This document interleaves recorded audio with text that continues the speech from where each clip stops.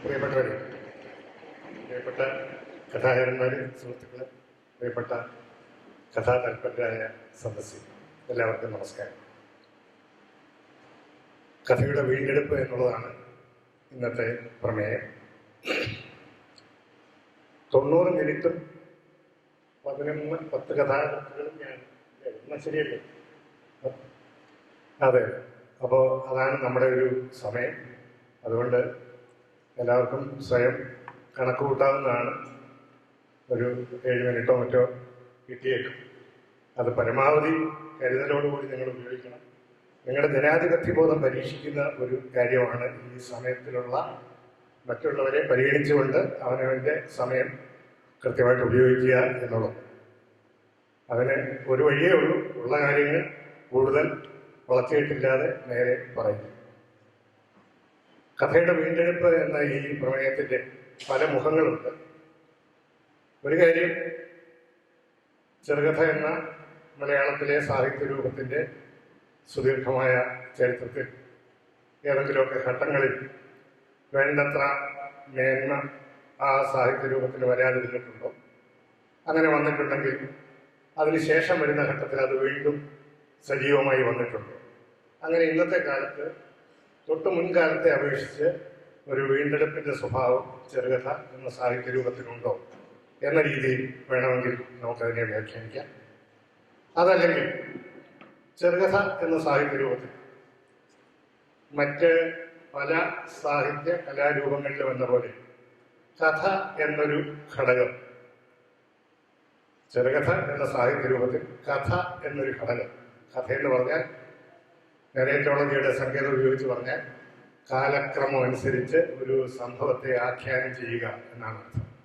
നോവലിൽ കഥയുണ്ട്, ചെറുകഥയിൽ കഥയുണ്ട്, സിനിമയിൽ കഥയുണ്ട്, ഖണ്ഡകാവ്യത്തിലും മഹാകാവ്യത്തിലും ഇതിഹാസത്തിലും കഥയുണ്ട്. ചെറിയ ഭാവകവിതയിൽ പോലും കഥയുടെ ചില അംശങ്ങൾ ഉണ്ടാകും. നമ്മുടെ സംഭാഷണത്തിലുണ്ട്, കാർട്ടൂൺ സ്ക്രിപ്റ്റിലുണ്ട്. അങ്ങനെ മിക്കവാറും നമ്മുടെ എല്ലാ വ്യവഹാരങ്ങളിലും കഥ എന്ന് പറയുന്ന ഘടകമുണ്ട്. ഇത് ചെറുകഥ എന്ന സാഹിത്യരൂപത്തിൽ ചില കാലങ്ങളിൽ ഏറിയും കുറഞ്ഞും പ്രത്യക്ഷപ്പെട്ടു.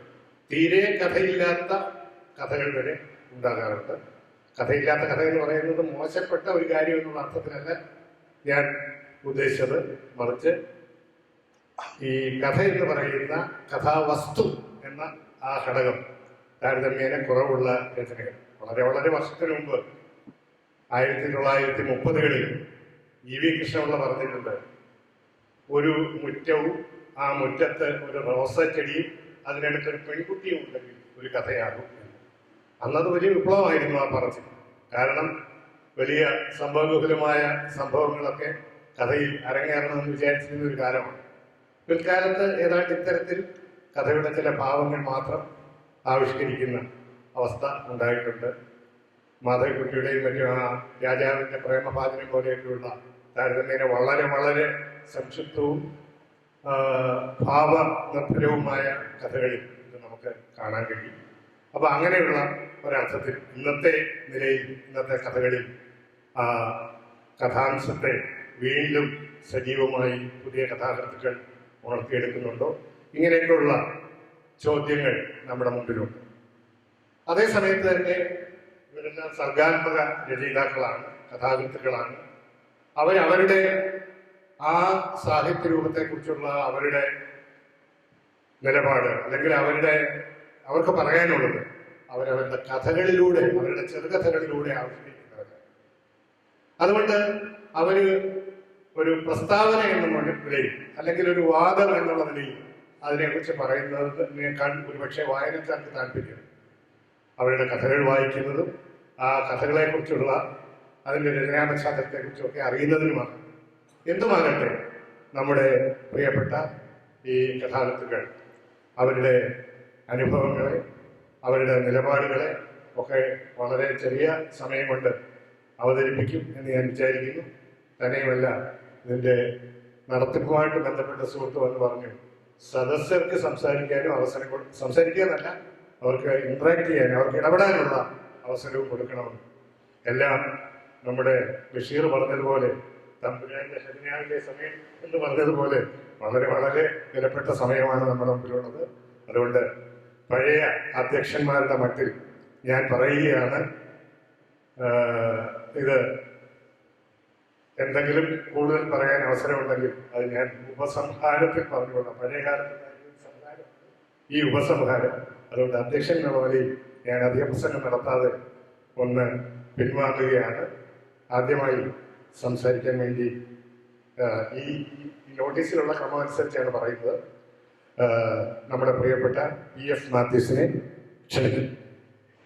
പ്രിയമുള്ളവരെ, ഈ കഥയുടെ വീണ്ടെടുപ്പ് എന്നുള്ള വിഷയം കുറച്ച് ഒരു സംശയത്തോടു കൂടി തന്നെയാണ് ഞാനും ഇരിക്കുന്നത്.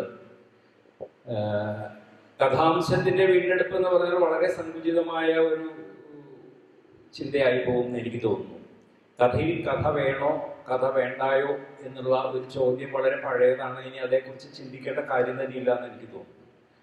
ഇപ്പോൾ എന്താ പറയുക, ഒരു ആദ്യ മധ്യാന്ത ക്രമമുള്ള പ്ലോട്ട് ബേസ്ഡ് ആയിട്ടുള്ള ഒരു കഥ ചെറുകഥയിൽ പറയേണ്ട യാതൊരു കാര്യവുമില്ല. കഥ ഓരോ കാലഘട്ടത്തിനനുസരിച്ചും പുതിയ സങ്കേതങ്ങളും മറ്റും ഉപയോഗിച്ച് എങ്ങനെ മുന്നോട്ട് പോകുന്നു എന്നുള്ളത് തന്നെയാണ് പ്രധാനം.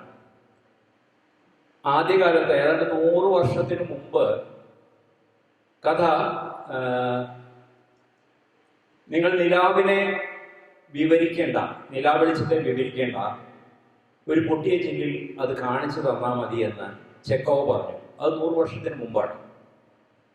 അത് കഴിഞ്ഞിട്ട് തുടർന്ന് അങ്ങോട്ട് എല്ലാവരും വിവരിക്കേണ്ട, കാണിച്ചാൽ മതി എന്നുള്ള പ്രസ്താവങ്ങൾ ഇറക്കിക്കൊണ്ട് കഥയെ അവതരിപ്പിക്കാൻ തുടങ്ങി. കഥയുടെ പാഠവും എല്ലാം അതായി മാറി. പക്ഷേ ചെക്കോവ് എന്ന് പറയുമ്പോൾ ആദ്യത്തെ സിനിമ പോലും ഇറങ്ങിയിട്ടുണ്ടായിരുന്നില്ല. പിന്നീട് വർഷങ്ങൾ കഴിഞ്ഞു സിനിമ വന്നു, ടെലിവിഷൻ വന്നു. ഇപ്പോൾ നമ്മളുടെ കൈക്കുഞ്ഞു പോലും ഡിജിറ്റൽ ലോകത്തിൻ്റെ അടിമയാണ്. സ്ക്രീൻ അടിമയല്ലാത്ത ആരും ഇല്ലാത്ത ഒരവസ്ഥയാണ്. ഈ സാഹചര്യത്തിൽ വീണ്ടും ഈ വിവരിക്കേണ്ട, ദൃശ്യാത്മകമായാൽ മാത്രം മതി എന്നുള്ള വചനത്തിന് എന്തെങ്കിലും പ്രസക്തി ഉണ്ടോ എന്ന് ചോദിച്ചാൽ തീരെ ഇല്ല എന്നാണ് എനിക്ക് തോന്നുന്നത്. എങ്ങനെ വാക്കുകളിലേക്ക് ചെറുകഥയെ കൊണ്ടുവരാം എന്നുള്ളതാണ് ഏറ്റവും നല്ല കാര്യം എന്ന് എനിക്ക് തോന്നുന്നു. ഇരുട്ടിലൊരു പുണ്യാളൻ എന്ന നോവൽ എഴുതിക്കൊണ്ടിരിക്കുമ്പോഴാണ് ഞാൻ ഈ വശം ആലോചിച്ചത്. വളരെയധികം സിനിമാറ്റിക് ആവുന്നു. അതൊരു അപകടമാണ്, ഒരു സാഹിത്യ വിരുദ്ധമാകുന്നു എന്നാണ് എനിക്ക് തോന്നിയത്. എൻ്റെ തന്നെ ഒരു പരാധീനതയായിട്ടാണ് എനിക്ക് തോന്നിയത്. ഏതാണ്ട് 80 കാലഘട്ടങ്ങളിലാണ് മലയാളി ഏറ്റവും കൂടുതൽ ദൃശ്യമാധ്യമങ്ങളിൽ ഇടപെടാൻ തുടങ്ങിയത്. ആ കാലഘട്ടത്തിലെല്ലാം ഞാനും എന്നെ പോലെയുള്ള ആ തലമുറയിൽ ജനിച്ചവരെല്ലാം കുറെ കൂടി ദൃശ്യാത്മകമായിട്ട് എഴുതുവാനായിട്ട് ആഗ്രഹിച്ചിരുന്നു. പക്ഷേ 2024 ഞാൻ ഒരു സാഹിത്യ ചർച്ചയിൽ പങ്കെടുത്തപ്പോൾ ഏറ്റവും പുതിയ തലമുറയിൽപ്പെട്ട ഒരു കഥാകൃത്ത് പറഞ്ഞു, ചലച്ചിത്രമാണ് അല്ലെങ്കിൽ ദൃശ്യമാധ്യമമാണ് എന്നെ ഏറ്റവും കൂടുതൽ ബാധിക്കുന്നത്, എന്നെ ഇൻഫ്ലുവൻസ് ചെയ്തത്, സ്വാധീനിക്കുന്നത് എന്ന് പറഞ്ഞു. അത് വളരെ അബദ്ധമായിട്ടാണ് എനിക്ക് തോന്നിയത്. അതായത് ലോകകഥ പാടെ മാറിക്കഴിഞ്ഞിരിക്കുന്നു. അതായത് ഈ നമ്മുടെ ലിഡിയ ഡേവിസ് എല്ലാം വാക്കുകൾക്കകത്ത് എങ്ങനെയാണ് വാക്കുകളുടെ അകത്ത് എങ്ങനെ ചുരുക്കാം എന്നാണ് കഥയെക്കുറിച്ച് ആലോചിക്കുന്നത്. എങ്ങനെ ടെക്സ്റ്റിനെ, വേറൊരാളുടെ ടെക്സ്റ്റിനെ, ഫ്ലോബേറിന്റെ ഒരു ടെക്സ്റ്റിനെ എടുത്തിട്ട് തന്റെ കഥയിലേക്ക് കൊണ്ടുവരാം എന്ന് ലിഡിയ ഡേവിസ് ആലോചിച്ചു. അതുപോലെ തന്നെ ഇപ്പോൾ നോബൽ സമ്മാനം കിട്ടിയ ഓൺ ഫോസയുടെ കഥകളിൽ ഒരു കഥ പറയുകയാണെങ്കിൽ ആ കുട്ടിക്ക് ഒരു പട്ടിയെ വളർത്താൻ ആഗ്രഹമുണ്ടായിരുന്നു. അവന്റെ അമ്മ സമ്മതിച്ചില്ല, പക്ഷെ അവന് പട്ടിയെ വളർത്താൻ ആഗ്രഹമുണ്ടായിരുന്നു. അത്രയുള്ള കഥ, ഒരു നിമിഷം അതിന്റെ വിവരണം, അത് സാഹിത്യാത്മകമായിരിക്കുക എന്നുള്ള ഒരു അവസ്ഥയിലേക്ക് എത്തിക്കുക. ഇത് വർഷങ്ങൾക്ക് മുമ്പ് നമ്മുടെ വൈക്കം മുഹമ്മദ് ബഷീർ ചെയ്തു വെച്ചൊരു കാര്യമാണ്. അത് ഒരു അണ്ടകടാഹം തകർക്കുന്ന ഒരു കഥ പറയാതെ, ഒരു 3 ആക്ട് പ്ലേ സെറ്റ് സ്ട്രക്ചറിലേക്ക് കൊണ്ടുവരാതെ, ഒരു കഥയില്ലായ്മ കൊണ്ട്, നരേഷൻ കൊണ്ട്, ഈ നരേഷനാണ് കഥയായി മാറുന്നത് എന്നുള്ളൊരവസ്ഥയിലുള്ള കഥകൾ അദ്ദേഹം എഴുതി. ഭൂമിയുടെ അവകാശികൾ പോലുള്ള കഥകൾ അദ്ദേഹം എഴുതി. പക്ഷേ നിങ്ങൾ പിന്നോട്ട് പോരും തോറും ഇതിന്റെ ഒരു വികാസം വളരെ സങ്കുചിതമായി, വളരെ ചുരുങ്ങിപ്പോയി എന്നാണ് എനിക്ക് തോന്നുന്നത്. ഇത് ഒരു എന്താ പറയുക, ഒരു സാഹിത്യാത്മകമായ ഒരു വികാസം ചെറുകഥയ്ക്കുണ്ടായില്ല. അതിന് പകരം വളരെ ബാഹ്യമായ, ഇപ്പൊ നമ്മൾ ഈ സിനിമ ആലോചിക്കാൻ നേരത്ത് ചെയ്യുന്നത് ഈ ഉള്ളിലുള്ളതിനെ എങ്ങനെ എക്സ്റ്റേണലൈസ് ചെയ്യാം, എങ്ങനെ ബാഹ്യവൽക്കരിക്കാം എന്നാണ് ആലോചിക്കുന്നത്. സാഹിത്യം കുറച്ചുകൂടി ആന്തരീകരണത്തെ പ്രോത്സാഹിപ്പിക്കുന്ന ഒരു മാധ്യമമാണെന്ന് എനിക്ക് തോന്നുന്നു. അപ്പൊ കഥയെ കൂടുതൽ ആന്തരികവൽക്കരിക്കുകയാണ് ഇനി ചെയ്യേണ്ടത്. കൂടുതൽ സാഹിത്യ, അതായത് വാക്കുകളിൽ കെട്ടിയിടുകയാണ് വേണ്ടത്. വാക്കുകളുടെ ഒരു ആഘോഷമാണ്, വാക്കുകളുടെ കൂടിച്ചേരലാണ്, സാഹിത്യമാണ് ചെറുകഥയിൽ വരേണ്ടത്. ഇനിയത്തെ കഥ കുറെ കാലമെങ്കിലും ആ രീതിയിലാണ് പോകേണ്ടത് എന്നുള്ളൊരു തോന്നലാണ് എനിക്കിപ്പോഴുള്ളത്. ചുരുക്കമെന്ന് തോന്നുന്നു. ചുരുക്കാൻ ആര് തയ്യാറായാലും അതിനെ പ്രോത്സാഹിപ്പിക്കുന്നതായിരിക്കും. അടുത്തായിട്ട് അംബികാസുധൻ മാങ്ങാൻ. പ്രിയപ്പെട്ടവരെ, പല തലങ്ങളിൽ ചർച്ച ചെയ്യാവുന്ന വിഷയമാണ്. ഞാനിപ്പോൾ നോക്കുന്നത് കഴിഞ്ഞ 3.5 വർഷമായി ഒരു നോവൽ എഴുത്തിലായിരുന്നു. ഈ കഴിഞ്ഞ ആഴ്ചയാണ് അത് പൂർത്തിയായത്. 14-ാം നൂറ്റാണ്ടിലെ ഒരു നാട്ടുരാജാവിനെ കുറിച്ചാണ്. ഒരു ചരിത്ര പുസ്തകത്തിലും ഇല്ല. ഒരു തെയ്യത്തിന്റെ തോറ്റത്തിൽ നിന്നാണ് ആ നാട്ടുരാജാവിനെ കുറിച്ച് ഞാൻ മനസ്സിലാക്കുകയും പിന്നീട് ചരിത്രത്തിലേക്ക് പോവുകയും ചെയ്തത്. ഇത് ഒരു വീണ്ടെടുപ്പാണ്. എല്ലാ ഓർമ്മകളിൽ നിന്നും നിഷ്കാസനം ചെയ്യപ്പെടുന്ന ഒരു ചരിത്ര അനുഭവത്തെ കഥയിൽ വീണ്ടെടുക്കുന്നു. ഏതാണ്ട് 10-15 വർഷം മുമ്പ് അപ്പുറത്തെ വൈലോപ്പള്ളി ഹാളിൽ ഒരു പ്രസംഗം നടത്തുന്ന സമയത്ത് ആണ് ഞാൻ ആദ്യം തോട്ടുംകര പോതി എന്ന തെയ്യത്തെക്കുറിച്ച് പറയുന്നത്. ആ തെയ്യത്തെക്കുറിച്ച് കഥയാക്കണമെന്ന് അന്ന് മുതൽ മോഹിച്ച് തുടങ്ങിയതാണ്. 15 കൊല്ലം കഴിഞ്ഞ ആഴ്ച മാതൃഭൂമി ആഴ്ചപ്പതിപ്പിൽ ഞാൻ തോട്ടുംകര പോതിയെക്കുറിച്ച് എനിക്ക് എഴുതാൻ പറ്റുന്നുണ്ടായിരുന്നില്ല. അത് അത്രമാത്രം വഴങ്ങിത്തരുന്നുണ്ടായിരുന്നില്ല. തെയ്യം ഉറഞ്ഞുകൊണ്ടേയിരുന്നു. അവസാനമാണ് അത് മുടിയഴിച്ചത്. അതിനും ഒരു 4-5 കൊല്ലം മുമ്പ് ഇതേ ഹാളിൽ മഹാകവി പി കുഞ്ഞിരാമൻ നായർ ട്രസ്റ്റിന്റെ പുരസ്കാരം സുകുമാർ അഴീക്കോട് വി മധുസൂദനൻ നായർക്ക് നൽകുന്ന സമയത്ത് ഞാനും ആ ട്രസ്റ്റിന്റെ ഒരു അംഗമാണ്. മധുസൂദനൻ നായർ കുഞ്ഞിരാമൻ നായരെ കുറിച്ച് പറഞ്ഞൊരു അനുഭവം. കുഞ്ഞിരാമൻ നായരെ കുറിച്ച് ഞാൻ 4 കഥകൾ എഴുതിയിട്ടുണ്ട്. ആദ്യത്തെ കഥ 93-ലോ മറ്റോ വാർഷിക പതിപ്പിൽ, മാതൃഭൂമിയുടെ വാർഷിക പതിപ്പിൽ വന്ന കഥ എഴുതാൻ നിമിത്തമായത് അവിടുത്തെ സ്വാതന്ത്ര്യ സമര സേനാനിയായ കെ മാധവൻ എഴുതിയ ആത്മകഥയിൽ കുഞ്ഞിരാമൻ നായർ ഫുട്ബോൾ കളിക്കാൻ വരുന്നതിന്റെ സംഭവമുണ്ട്. ഫുട്ബോൾ കളിക്കാൻ വന്ന് ഗോളിയായി മാത്രമേ നിൽക്കൂ. ഗോളിയായിട്ട് ഏത് ടീമിലാണോ നിൽക്കുന്നത് ആ ടീം വന്ന് തോറ്റിരിക്കും. കാരണം ഗോളിയാണ് എന്ന ഓർമ്മ കുഞ്ഞിരാമൻ നായർക്ക് കളി തുടങ്ങുമ്പോൾ മാത്രമേ ഉള്ളൂ. കളി തുടങ്ങിക്കഴിഞ്ഞാൽ പിന്നെ ഗോളിയാണ് എന്ന ഓർമ്മയൊന്നും ഉണ്ടാവില്ല. തീർച്ചയായിട്ടും തോക്കും. ഈ ഒരു ഓർമ്മ എന്നെ വല്ലാതെ ഹോണ്ട് ചെയ്യുകയും ചരിത്രം നിരസിച്ചവ എന്നൊരു കഥ എഴുതുകയും ചെയ്തു. പിന്നീടും 2 കഥ എഴുതി. അടുത്ത കാലത്താണ്, കഴിഞ്ഞ വർഷത്തെ മാതൃഭൂമി ഓണപ്പതിപ്പിൽ വീണ്ടും കുഞ്ഞിരാമൻ എന്നൊരു കഥ ഞാൻ എഴുതുന്നത്. ഇവിടെ 10-15-18 കൊല്ലം മുമ്പ് മധുസൂദനൻ നായർ പ്രസംഗത്തിൽ കുഞ്ഞിരാമൻ നായരെ കണ്ടതിന്റെ ഒരു ഓർമ്മ ആണ് വാസ്തവത്തിൽ ആ കഥ എഴുതാൻ വേണ്ടിയിട്ട് എന്നെ പ്രേരിപ്പിച്ചു. അത്ര വർഷം ഇതെന്റെ ഉള്ളിൽ കൊണ്ട് നടന്നു. മധുസൂദനൻ നായർ തിരുവനന്തപുരത്ത് പ്രീ ഡിഗ്രി ആ പ്രായത്തിലുള്ള വിദ്യാർത്ഥിയായിരിക്കുമ്പോൾ അവിടെ നടന്നു പോകുമ്പോൾ അവിടെ റെയിൽവേ സ്റ്റേഷന് മുമ്പിൽ കുഞ്ഞിരാമൻ നായർ നിൽക്കുന്നു. കണ്ടപ്പോൾ തന്നെ മനസ്സിലായി. കുഞ്ഞിരാമൻ നായർ തട്ടുകടയിലേക്ക് ഇങ്ങനെ സൂക്ഷിച്ചു നോക്കുന്നു. തട്ടുകടയിൽ ഒരു പശു പഴങ്ങൾ ഓരോന്നായിട്ട് തിന്നുകയാണ്. തട്ടുകടയുടെ ഉടമസ്ഥൻ ഓടി വന്ന് വെട്ടുകത്തി എടുത്തിട്ട് ഈ പശുവിനെ ആഞ്ഞടിക്കുകയാണ്. കുഞ്ഞിരാമൻ നായർ കുതിച്ചു പാഞ്ഞ് ചെന്ന് ഇയാളെ തട്ടിത്തെറിപ്പിക്കുകയും പിന്നെ ഈ പഴക്കുലയിലെ ഓരോ പഴവും എടുത്തിട്ട് ഈ പശുവിന് കൊടുക്കുകയും ഈ പശുവിന്റെ അടിയേറ്റ ഭാഗം, തലഭാഗം തടവി കൊടുക്കുകയും ചെയ്യുന്നതിന്റെ ഒരു അനുഭവം അദ്ദേഹം പറഞ്ഞത് 10-18 കൊല്ലം മുമ്പാണ് ഈ ഹാളിൽ വെച്ചിട്ട്. പക്ഷെ ഇത്ര കാലം അതെന്റെ ഉള്ളിൽ ഇങ്ങനെ കിടക്കുകയായിരുന്നു. 2 കൊല്ലം മുമ്പാണ് കഥയായിട്ട് വരുന്നത്. പെട്ടെന്ന് കഥയുണ്ടാവാം.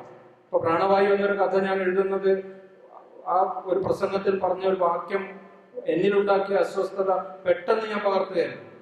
അപ്പൊ അങ്ങനെ നമ്മുടെ അനുഭവങ്ങളിൽ നിന്നും പത്ര വാർത്തകളിൽ നിന്നും 2 മത്സ്യങ്ങൾ എന്ന കഥ ഒരു പത്രത്തിൽ വന്ന ചെറിയൊരു വാർത്തയിൽ നിന്നും ഉണ്ടാകുന്ന ഒരു കഥയാണ്.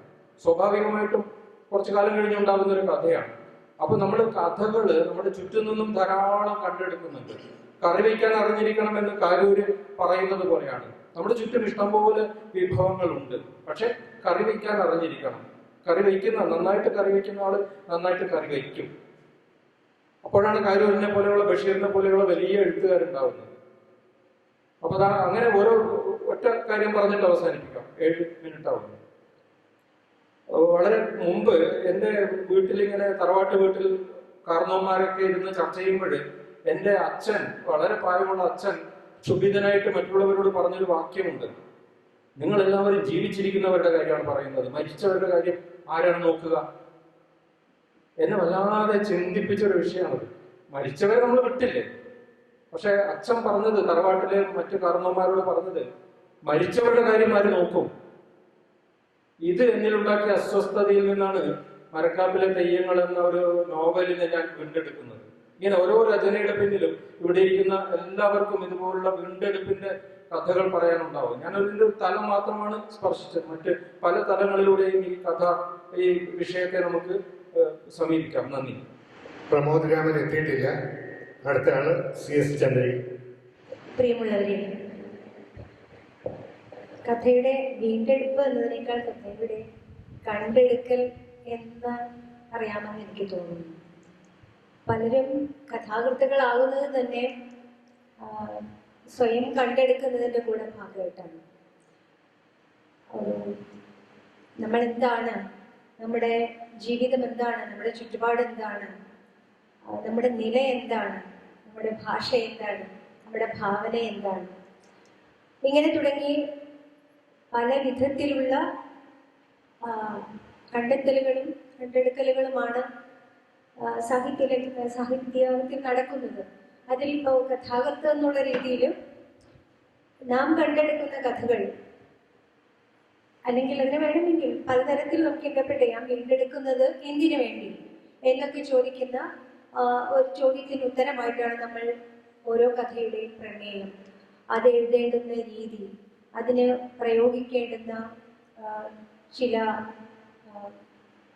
പ്രത്യേക ഭാഷ, അതിൻ്റെ സൗന്ദര്യാത്മകത എന്നൊക്കെ പറയുന്നത് അത്തരത്തിലാണ്. അതൊരു തരം കണ്ടെത്തലും സ്വയം അടയാളപ്പെടുത്തലും ഭാഷയെ അടയാളപ്പെടുത്തലും നാടിനെ അടയാളപ്പെടുത്തലും ജീവിതങ്ങളെ അടയാളപ്പെടുത്തലും ഇതിനെയൊക്കെ ആകത്തുകയായിട്ടുള്ളൊരു കണ്ടെടുക്കലും ആയിട്ടാണ് എനിക്ക് തോന്നിയിട്ടുള്ളത്.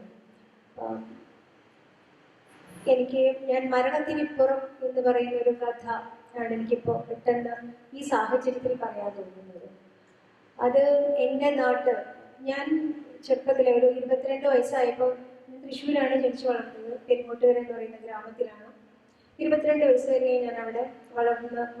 അത് കഴിഞ്ഞ് ഞാൻ പിന്നെ തിരുവനന്തപുരത്ത് പോവുകയും വയനാട്ടിൽ പോവുകയും വീണ്ടും തിരുവനന്തപുരത്ത് പോവുകയും ഇപ്പം തിരിച്ച് ഇങ്ങോട്ട് വരികയാണ് ചെയ്തിട്ടുള്ളത്. അപ്പം ഞാൻ വീട് വിട്ട് പോയിട്ട് ഇടയ്ക്ക് തിരുവനന്തപുരത്ത് നിന്ന് പെരുങ്ങോട്ടുകരയ്ക്ക് വരുന്ന സമയത്ത് ഞാൻ കാണുന്ന, അറിയുന്ന വാർത്ത എന്ന് പറയുന്നത്, എനിക്ക് പരിചയം ഉണ്ടായിരുന്ന ഓരോരുത്തരായി മരിച്ചുകൊണ്ടിരിക്കുന്നതാണ്. പെട്ടെന്ന് പൊടുന്നനെ അപ്രത്യക്ഷമാവുന്ന വാർത്തയാണ് ഓരോ തവണ വരുമ്പോഴും ഞാൻ കേട്ടുകൊണ്ടിരുന്നത്. അത് പ്രായമായിട്ടൊന്നുമല്ല ആരും മരിക്കുന്നത്, മറിച്ച് ചില അപകടങ്ങൾ, ചില രോഗങ്ങൾ, ആത്മഹത്യകൾ, അങ്ങനെയുള്ള കടന്നുപോകലുകളായിരുന്നു. അങ്ങനെയാണ് എന്തായിരുന്നു എൻ്റെ നാട്ടിൽ എൻ്റെ ജീവിതം, ഞാൻ കണ്ട മനുഷ്യർ, എനിക്കിഷ്ടമുണ്ടായിരുന്നവർ, അവരൊക്കെ എവിടേക്കാണ് പോയത് എന്ന ഒരു കണ്ടെത്തലായിരുന്നു ഞാൻ കഥയിലൂടെ എഴുതാൻ ശ്രമിച്ചത്. എനിക്ക് തോന്നുന്നത് നമ്മൾ ഈ വീണ്ടെടുക്കൽ എന്നൊക്കെ പറയുമ്പോൾ നമ്മുടെ തന്നെ ഓർമ്മകളുടെയും നമ്മുടെ തന്നെ ജീവിതത്തിൻ്റെ വേരുകളുടെയും ഒക്കെ ഒരുതരം വീണ്ടെടുപ്പാണ് നടത്തുന്നത് യഥാർത്ഥത്തിൽ. അത് എന്നെ സംബന്ധിച്ചാണെങ്കിൽ കുറച്ചധികം കോൺഷ്യസ് ആയിട്ട് ഞാൻ ചെയ്യുന്നത്, അല്ലെങ്കിൽ ഞാൻ എന്താണ് എന്ന് അടയാളപ്പെടുത്തുന്നതിൻ്റെ ഭാഗമായിട്ട് കൂടി എനിക്ക് തോന്നുന്നത് സ്ത്രീ ജീവിതങ്ങളുടെ ഒരുതരം വീണ്ടെടുപ്പ് നടത്താനുള്ള ശ്രമമുണ്ട്. അത് ഞാൻ ജീവശാസ്ത്രപരമായി സ്ത്രീയായിരിക്കുന്നത് കൊണ്ടും സ്ത്രീ ജീവിതം അനുഭവിക്കുന്നത് കൊണ്ടും ഒക്കെ തന്നെയാണ് യഥാർത്ഥത്തിൽ. അങ്ങനെ വരുമ്പോൾ നാം കാണാതിരുന്ന, നാം അറിയാതിരുന്ന എന്താണ് എനിക്ക് വീണ്ടെടുക്കാനുള്ളത് എന്നുള്ളൊരു അന്വേഷണമാണ് എൻ്റെ കഥാലോകത്തിൽ യഥാർത്ഥത്തിൽ ഞാൻ ചെയ്യേണ്ടതും ഞാൻ ചെയ്യാൻ ശ്രമിച്ചുകൊണ്ടിരിക്കുന്നതും. അത് കുറേ കൂടെ വ്യാപകമായിട്ടുള്ള ഒരു അന്വേഷണത്തിലാണ് നമ്മൾ മറ്റെല്ലാറ്റിനെയും അതിലേക്ക് സന്നിവേശിപ്പിക്കുന്നത്. നമ്മുടെ ചുറ്റുമുള്ള ജീവജാലങ്ങളെയും പ്രകൃതിയെയും അങ്ങനെ നമുക്കറിയാം. ഇവിടെ ഇരിക്കുന്ന എല്ലാവരും തന്നെ നല്ല കഥകൾ എഴുതി സാഹിത്യ ലോകത്ത് ഒരു സ്ഥാനം ഉറപ്പിച്ചിട്ടുള്ളവരാണ്. നമ്മുടെ കഥ എന്ന് പറയുന്നത് ഒരിക്കലും അതൊരു ഇടുങ്ങിയ ഒരു പശ്ചാത്തലത്തിലുള്ളതല്ല, ഇതിലാരുടെയും അല്ല. അതിന് ഒരു വലിയ ക്യാൻവാസ് ഉണ്ട്. ആ ക്യാൻവാസ് എന്ന് പറയുന്നത് ഒരു വീണ്ടെടുപ്പാണ് യഥാർത്ഥത്തിൽ. നമുക്ക് തിരഞ്ഞെടുക്കാം നമ്മളുടെ പ്രാദേശികമായിട്ടുള്ള അടയാളപ്പെടുത്തൽ, പ്രാദേശികമായിട്ടുള്ള ഭാഷ, നാം ജീവിക്കുന്ന ഒരു കമ്മ്യൂണിറ്റിയുടെ അടയാളപ്പെടുത്തൽ, അല്ലെങ്കിൽ അതിൻ്റെ ഒരു ഐഡന്റിറ്റി എന്താണെന്നുള്ളൊരു അന്വേഷണം. ഇവിടെ എൻ്റെ മുന്നിൽ അശോകേട്ടൻ ഇരിക്കുന്നുണ്ട്. അശോകേട്ടനെ കാട്ടൂർ എന്നൊക്കെ പറഞ്ഞു കഴിഞ്ഞാൽ നമ്മൾ അശോകേട്ടനെ ഓർക്കുക. അങ്ങനെ പ്രദേശങ്ങളെ തന്നെ നാം വീണ്ടെടുക്കുന്ന, നമുക്കറിയാം ഇപ്പോൾ നാട് നഗരം എന്ന് പറയുന്ന വ്യത്യാസമൊന്നുമില്ല, പ്രത്യേകിച്ച് കേരളത്തിൽ. ഇനി ഭാഷയാണെങ്കിലും അതെ, നമ്മുടെ നാം ഇതുവരെ ഇറങ്ങിയിരുന്ന ഒരു കേരളം തന്നെയും പലതരത്തിലുള്ള ഭീഷണികൾ, പലതരത്തിലുള്ള ആഘാതങ്ങൾ ഒക്കെ നേരിട്ടുകൊണ്ടിരിക്കുകയാണ്. പ്രകൃതി ദുരന്തമായിട്ടാണെങ്കിലും രാഷ്ട്രീയ ദുരന്തങ്ങളായിട്ടാണെങ്കിലും ഫാഷിസത്തിന്റെ എന്താ പറയുക ആക്രമണോത്സുകതയാണെങ്കിലും ഒക്കെ തന്നെയും ഏതേത് വിധത്തിലാണ് നമ്മളെ ശ്വാസം മുട്ടിക്കുന്നത് എന്ന് നാം, പ്രത്യേകിച്ച് എഴുത്തുകാരെ സംബന്ധിച്ചിടത്തോളം അത് വളരെ സൂക്ഷ്മമായിട്ട് പിടിച്ചെടുക്കുന്നവരാണ്.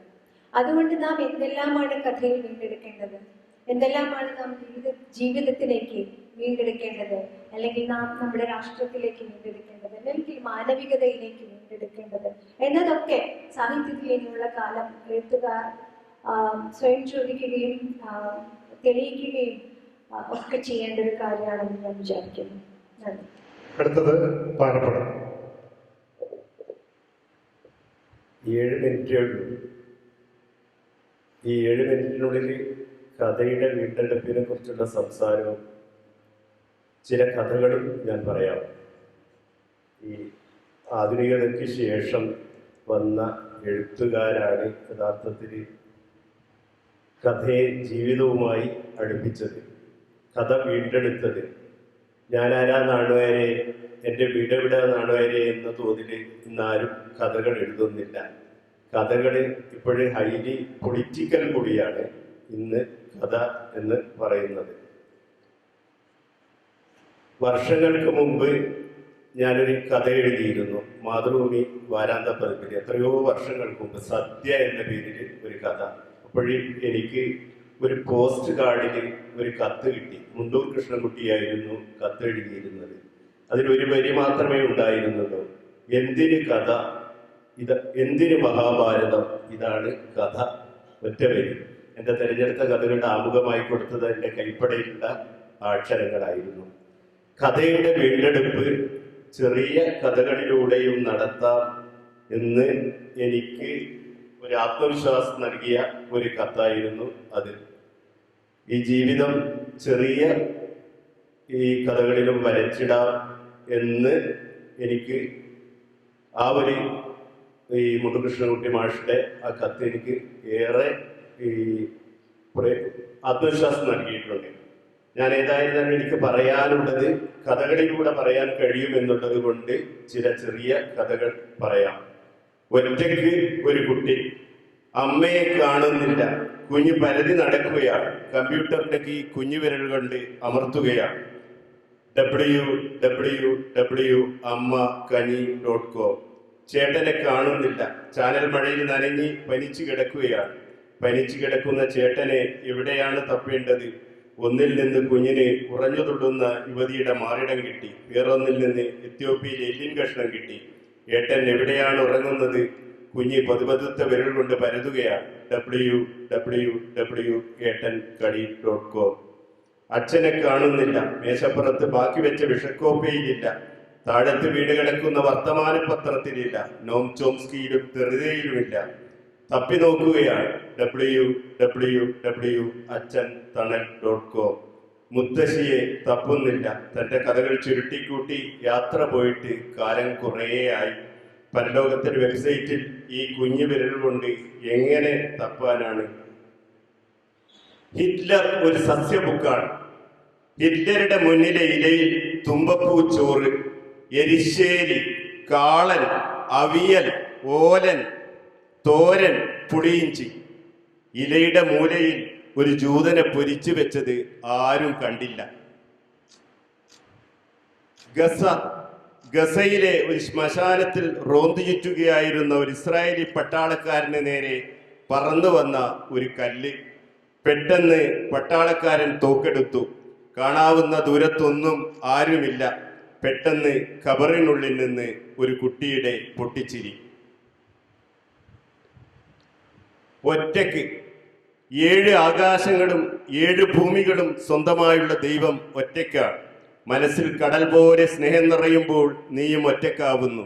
ഒറ്റക്കാവുക എന്നാൽ ഈ ലോകത്തിലെ ഏറ്റവും കരുത്തനാവുക എന്നാണ് അർത്ഥം. അവസാനം ആധാർ. പാതയോരത്തെ കുനിഞ്ഞിരിക്കുന്ന ഭിക്ഷക്കാരന്റെ മുന്നിൽ നിന്ന് പട്ടാള വണ്ടിയിൽ നിന്ന് ചാടിയിറങ്ങിയ തോക്കുകൾ ചോദിച്ചു, ഭിക്ഷാപാത്രം ആധാറുമായി ബന്ധിപ്പിച്ചിട്ടുണ്ടോ? അടുത്തത് EK ഷാഹിൻ.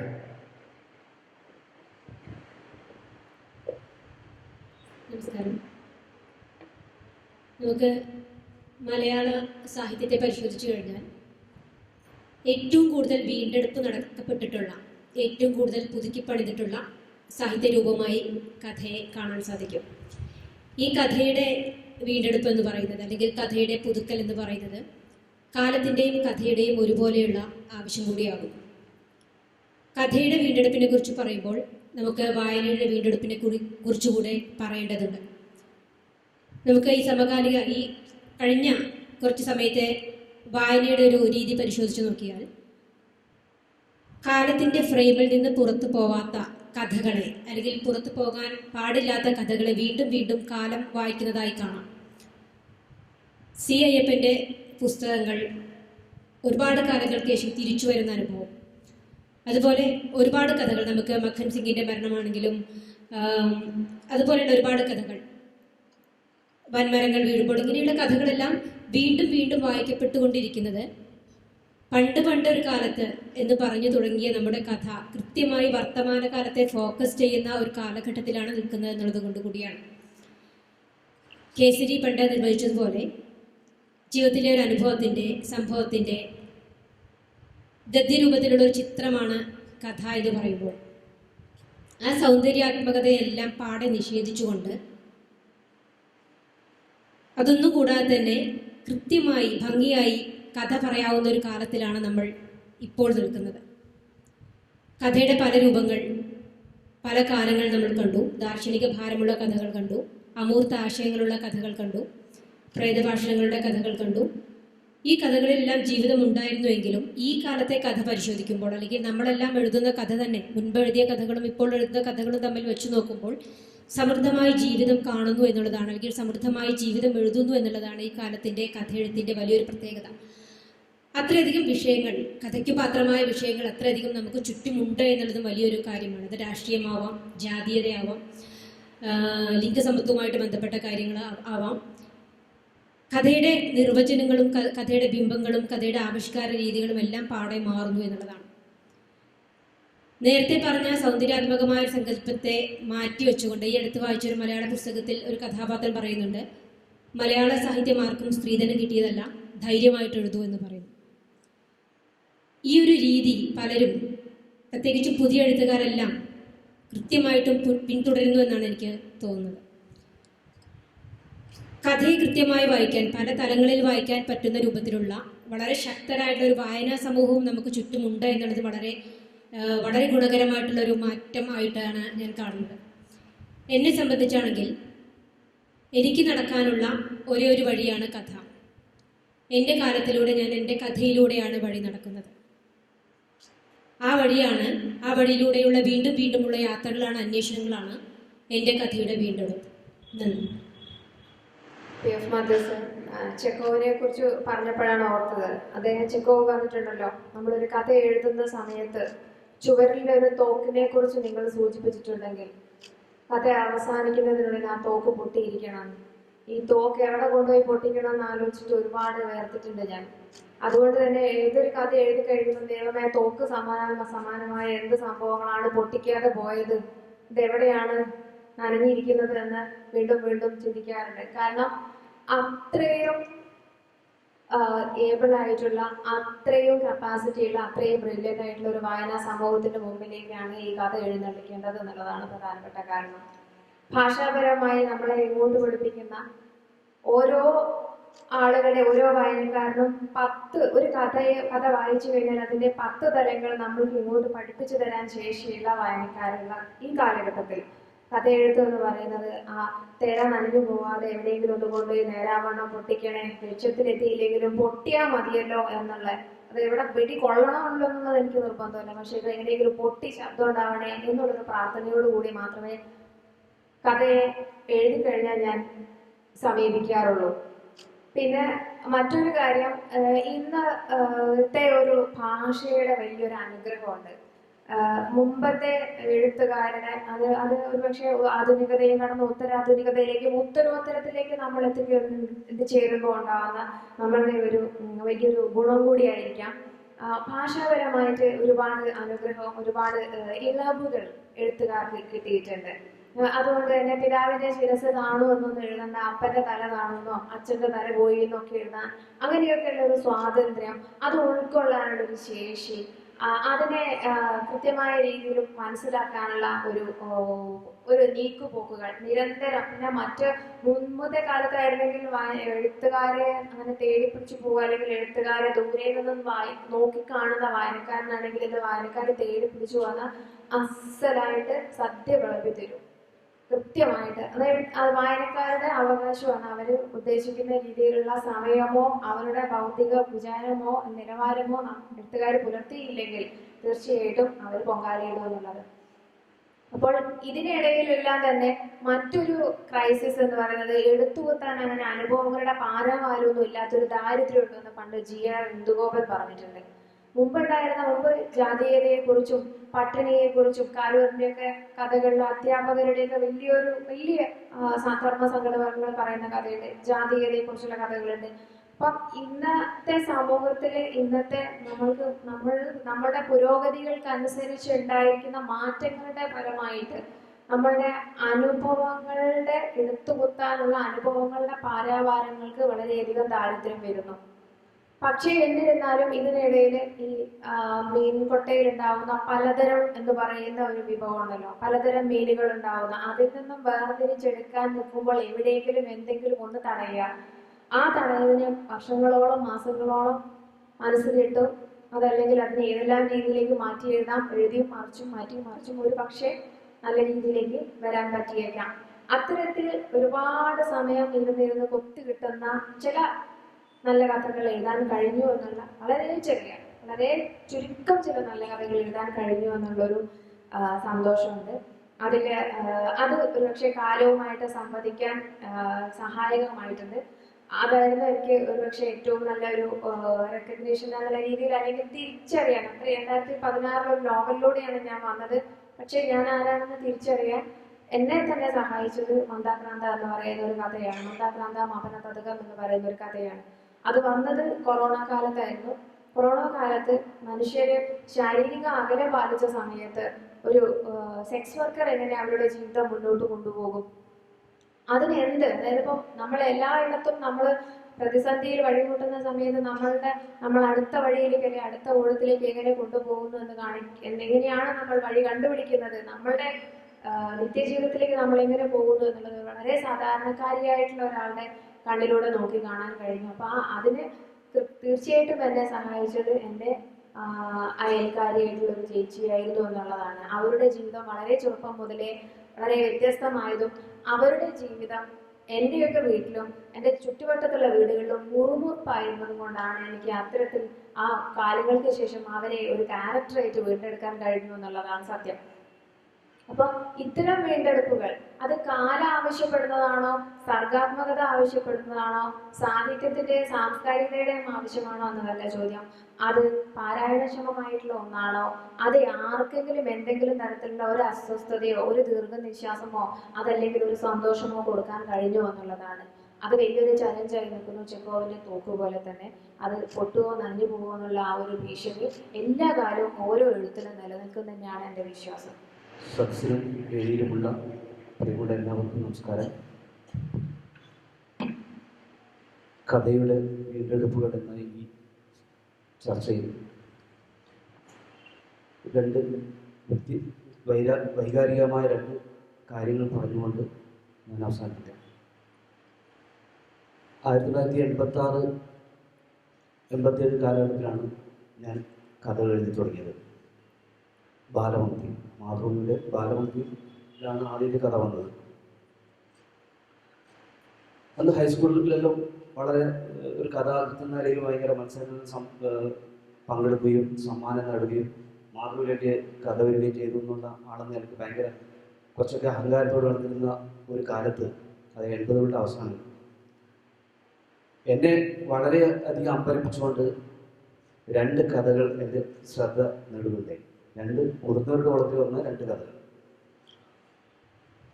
ആ കഥകൾ എന്ന് പറഞ്ഞാൽ ആ സമയത്ത് വന്ന സാമ്പ്രദായിക രീതിയിൽ വന്ന ഒരു മട്ടയായിരുന്നില്ല. സാമ്പ്രദായികമായ രീതിയിൽ എഴുതിയ രണ്ട് കഥകളായിരുന്നില്ല. അത് ആധുനികതയ്ക്ക് ശേഷം വന്ന ഉത്തരാധുനിക കാലഘട്ടത്തിൽ എഴുതിയ രണ്ട് കഥകളാണ്. ഒന്ന്, ഒരു തൊഴിൽ രഹിതൻ്റെ ഒടുക്കത്തെ പരീക്ഷ എന്നാണ് അതിൻ്റെ പേര്. രണ്ടാമത്തെ കഥ കണ്ണുകൾ അടയുന്നില്ല. ഈ രണ്ട് കഥകളും വായിച്ച എനിക്ക് ഉണ്ടായ അനുഭവം എന്ന് പറഞ്ഞാൽ പിന്നെ കഥകളെ എഴുതാൻ തോന്നിയില്ല എന്നതാണ് സത്യം. പിന്നെ കഥകൾ എഴുതിയില്ല. കുറേ നാളത്തേക്ക് ഹൈസ്കൂൾ പഠനകാലത്തൊന്നും പിന്നെ കഥ എഴുതിയില്ല. കാരണം ഈ കഥയുടെ ഷോക്ക്, ഒരു കഥയ്ക്ക് എത്രമാത്രം എഴുതി തുടങ്ങുന്ന ഒരാളുടെ മനസ്സിലുണ്ടാക്കാമോ അത്രയും ഭയങ്കരമായ ഒരു ഷോക്കാണ് ഈ രണ്ട് കഥകൾ. ഒന്ന് കണ്ണുകൾ അടയുന്നില്ല, ഒന്ന് ഒരു തൊഴിൽ രഹിതൻ്റെ ഒടുക്കത്തെ പരീക്ഷ. ഈ കഥകൾ എഴുതിയ എഴുത്തുകാരുടെ ഉണ്ട്. ഒന്ന് തൊഴിൽ രഹിതൻ്റെ ഒടുക്കത്തെ പരീക്ഷ എഴുതിയ PF മാത്യൂസ് ആണ്. കണ്ണുകൾ അടയുന്നില്ല കഥ എഴുതിയ അശോകൻ ചെരുവിലാണ്. പിന്നീട് ഒരിക്കലും അവർ ആ രീതിയിലുള്ള തീക്ഷ്ണമായ കഥകൾ എഴുതിയിട്ടുണ്ടോ എന്നെനിക്ക് സംശയമുണ്ട്. എനിക്കൊന്ന് ആ കാലത്ത് അത് ആവശ്യമാണെന്ന് തോന്നുന്നു. അത്തരം ഒരു തീക്ഷ്ണമായ കഥ ഉണ്ടാവണമെന്ന് കാലം ആഗ്രഹിച്ചിട്ടുണ്ടാവും. അങ്ങനെ എഴുതിയ കഥകളാണത്. പിന്നീട് ഒരുപാട് നല്ല കഥകൾ വായിക്കാനിടെ ഇവിടെ ഇരിക്കുന്ന എല്ലാവരും PK-യും അഭ്യാസ് മാഷും CS ചന്ദ്രയും ഒക്കെ നല്ല കഥ എഴുതിയിട്ടുണ്ട്. പക്ഷെ അന്ന് ആ ഹൈസ്കൂൾ കാലത്ത് ഞാൻ വായിച്ച അനുഭവിച്ച ആ വേവ് പിന്നീട് വളർന്നപ്പോൾ എനിക്ക് മറ്റു കഥകളൊന്നും കിട്ടിയില്ല. ആ കഥകളിലൂടെ ആ ഒരു കാലം എന്ന് പറയുന്നത് എന്തുകൊണ്ടായിരിക്കും ആ കഥാകൃത്തുക്കൾ അങ്ങനെ ചിന്തിച്ചതെന്നാണ് ഞാൻ ആലോചിച്ചത്. ഭീകരമായ അവസ്ഥ നേരിടുന്ന ഒരു തൊഴിൽ രഹിതൻ്റെ ജീവിതം പറയുന്ന കഥയാണ് PF മാത്യൂസ് എഴുതിയത്. അദ്ദേഹം ആ കഥ പിന്നീട് ഒരു സമാഹാരത്തിൽ ഉൾപ്പെടുത്തിയിട്ടില്ല. അതാണ് അതിൻ്റെ ഭയങ്കര രസം. കണ്ണുകൾ അടയുന്നില്ല അശോകന്റെ തെരഞ്ഞെടുത്ത സമാഹാരത്തിലുണ്ട്. ആ കഥകൾ ഓർമ്മിക്കുന്നവരുണ്ടാവും. എന്തുകൊണ്ടാണ് ഇന്ന് ഇക്കാലത്ത് അത്തരം കഥകൾ ഉണ്ടാവുന്നില്ല എന്ന് ഞാൻ എപ്പോഴും ചിന്തിക്കുന്നത്. രവീന്ദ്രനാഥ് സാറിന് ചിലപ്പോൾ ആലോചിച്ചിട്ടുണ്ടെന്ന് അറിയില്ല. ഇത്ര തീക്ഷ്ണമായ ആ കാലത്ത് എഴുതപ്പെട്ട നല്ല കഥകൾ ഇന്നുണ്ടാകുന്നില്ല. ഇന്നുണ്ടാകുന്നത് നേരത്തെ PF മാത്യൂസ് സാർ പറഞ്ഞൊക്കെ സിനിമ മുന്നിൽ കണ്ട് എഴുതുന്ന പുതിയൊരു തലമുറയാണ് എന്നുള്ളത്. അതൊരു സത്യമാണ്. സിനിമയാണ് അവരുടെ ലക്ഷ്യം. ഇപ്പോൾ പുതിയ കഥാകൃത്തുക്കളുടെ ഒരുപാട് രചനകൾ നോക്കാനുള്ള ഭാഗ്യം എനിക്കുണ്ടായിട്ടുണ്ട്. ഇപ്പോൾ DC ബുക്സിൽ പ്രവർത്തിക്കുന്നതുകൊണ്ട് തന്നെ ഒരുപാട് കഥകൾ. ഇപ്പോൾ അഖിലേക്ക് പറഞ്ഞു കഥകൾ കാര്യം പറഞ്ഞപ്പോൾ ഞാൻ പറഞ്ഞു ഒരു നേരെ കിടക്കുകയാണ് ഇങ്ങനെ കഥകളുമായി. ആത്രയുണ്ട്, ഷാഹിനിയുണ്ട്, ഷാഹിനിയൊക്കെ കഥകൾ വന്നതാണ്. അപ്പോൾ എല്ലാവരും അടച്ചാക്ഷേപിക്കുന്നില്ല. പുതിയ തലമുറയുടെ ഒട്ടുമിക്ക ഒരു ലക്ഷ്യം സിനിമയാണ്. അവർ നോക്കുമ്പോൾ S. ഹരീഷ് സിനിമയിലുണ്ട്, ഉണ്ണിയാറ് സിനിമയിൽ കയറിയിരിക്കുന്നു. ഇപ്പോൾ വരുന്നവരുള്ള സിനിമയിലാണ്. സിനിമ തിരക്കഥ PS റഫീഖുണ്ട്. അപ്പോൾ കഥ എന്നുള്ള ഒരു സാഹിത്യ രൂപത്തെ മറന്നുകൊണ്ട്, ജീവിതത്തെ മറന്നുകൊണ്ട് അവർ എഴുതാനുള്ള ശ്രമത്തിലാണെന്നാണ് എനിക്ക് തോന്നുന്നത്. ഈ സമയത്താണ് ഞങ്ങൾ തന്നെ ഒരു പരമ്പര ഇറങ്ങി, അഭിനവ കഥകൾ എന്ന് പറഞ്ഞൊരു പരമ്പര. ആ പരമ്പര എന്ന് പറഞ്ഞ ഒരു കഥയുടെ ചരിത്രമാണ്. PR-ൻ്റെയും പട്ടത്തുള്ളിയുടെയും BP ശിവകുമാറിൻ്റെയും M സുകുമാരൻ്റെയും കഥകൾ വീണ്ടും വായിക്കുന്ന ഒരു അവസരമാണ്. ആ കഥകൾ പുതിയ തലമുറയിലെ എഴുത്തുകാരിൽ എത്ര പേർ വായിച്ചിട്ടുണ്ടോ എന്ന് എനിക്കറിയില്ല. എങ്കിലും കഥയുടെ ചരിത്രം അറിയണമെങ്കിൽ ഇതൊക്കെ വായിക്കണം എന്ന് മാത്രം പറഞ്ഞുകൊണ്ട് ഞാൻ നിർത്തുന്നു. ഹായ്, എൻ്റെ പേര് ആർദ്ര എന്നാണ്. കല ജീവിതം തന്നെ എന്നൊക്കെ പറഞ്ഞ പോലെ കഥ ജീവിതം തന്നെയാണ്. അതുകൊണ്ട് അതിനെ പറ്റി സംസാരിക്കാൻ പറഞ്ഞാൽ ബേസിക്കലി ജീവിതത്തിനെ പറ്റി സംസാരിക്കുക എന്നുള്ളതാണ്. ആ അർത്ഥത്തിൽ പറയുകയാണെന്ന് വെച്ചാൽ ഞാൻ നമ്മൾ ഈ ഡിജിറ്റലി ജനറേഷൻ അങ്ങനെ കാൽക്കുലേറ്റ് ചെയ്ത് ഡിവൈഡ് ചെയ്യില്ലേ. അപ്പൊ അങ്ങനെ ഡിവൈഡ് ചെയ്യുന്ന സമയത്ത് അതിന്റെ ക്രമപ്രകാരം ഞാൻ സൂമേഴ്സ് എന്ന് പറഞ്ഞ വിഭാഗത്തിൽ പെടുന്ന ഒരാളാണ്. അതായത് ജെൻസി, ജനറേഷൻ സെഡ് എന്ന് പറയുന്നത്. അതായത് 90കളുടെ അവസാനം ജനിച്ചിട്ടുള്ള, അതായത് 95കൾക്ക് ശേഷമൊക്കെ ജനിച്ച് ഇപ്പോ അവരവരുടെ ഒരു വർക്ക് ഫോഴ്സ് ആയിട്ട് നിലനിൽക്കുന്ന സമയത്ത് 25, 26, 27, 28 ആ ഒരു പ്രായം. അപ്പോ അവരുടെ ഒരു പ്രത്യേകതയായിട്ട് പറയുന്നത് അവരവരുടെ ചൈൽഡ്ഹുഡ് മുതൽ തന്നെ ഈ ഡിജിറ്റൽ വേൾഡ് കൺസ്യൂം ചെയ്ത് തുടങ്ങിയിട്ടുള്ളവരാണ്. ഇന്റർനെറ്റ് ഉപയോഗിച്ച് തുടങ്ങുക, കമ്പ്യൂട്ടർ, ഫോണ്. സോ എനിക്ക് തോന്നുന്നു ഇവിടെ ഇരിക്കണ ഈ ഒരു സ്റ്റേജിൽ അങ്ങനെ ഒരു ജനറേഷനെ റെപ്രസെന്റ് ചെയ്തിട്ടാണ് ഞാൻ ഇരിക്കുന്നത്. അതുകൊണ്ട് എനിക്ക് ഞാൻ വളർന്നു വരുന്ന സാഹചര്യം എന്ന് പറയുന്നത് ഒരു പക്ഷേ ഭയങ്കര ഗ്രാൻഡ് നാരേറ്റീവ്സ് ആയിട്ടുള്ള സാധനങ്ങളോ അങ്ങനത്തെ സാധനങ്ങളൊന്നും വായിച്ചിട്ട് വളർന്ന ഒരു തലമുറനല്ല ഞാൻ റെപ്രസെന്റ് ചെയ്യുന്നത്. അപ്പോ സിനിമയാണ് കൂടുതൽ കണ്ടു വളർന്നിട്ടുള്ളത് ചെറുപ്പം തൊട്ടേ. അല്ലെങ്കിൽ നാടകം കാണുക, സിനിമ കാണുക, ഇത്തരം വിഷ്വൽ മീഡിയത്തിനോടാണ് ഞങ്ങൾക്ക് കൂടുതൽ ആക്സസ് ഉണ്ടായിട്ടുള്ളത്. അല്ലെങ്കിൽ വായനശാലകളോ വായനയോ ഇല്ല എന്നല്ല, പക്ഷെ ആ ട്രെൻഡിൽ നിന്ന് വേറൊരു ഇതിലേക്ക് ഷിഫ്റ്റ് ചെയ്തിട്ട് അതിലേക്ക് എടുത്തെറിയപ്പെട്ടിട്ടുള്ള ഒരാൾക്കാരാണ് ഞങ്ങള്.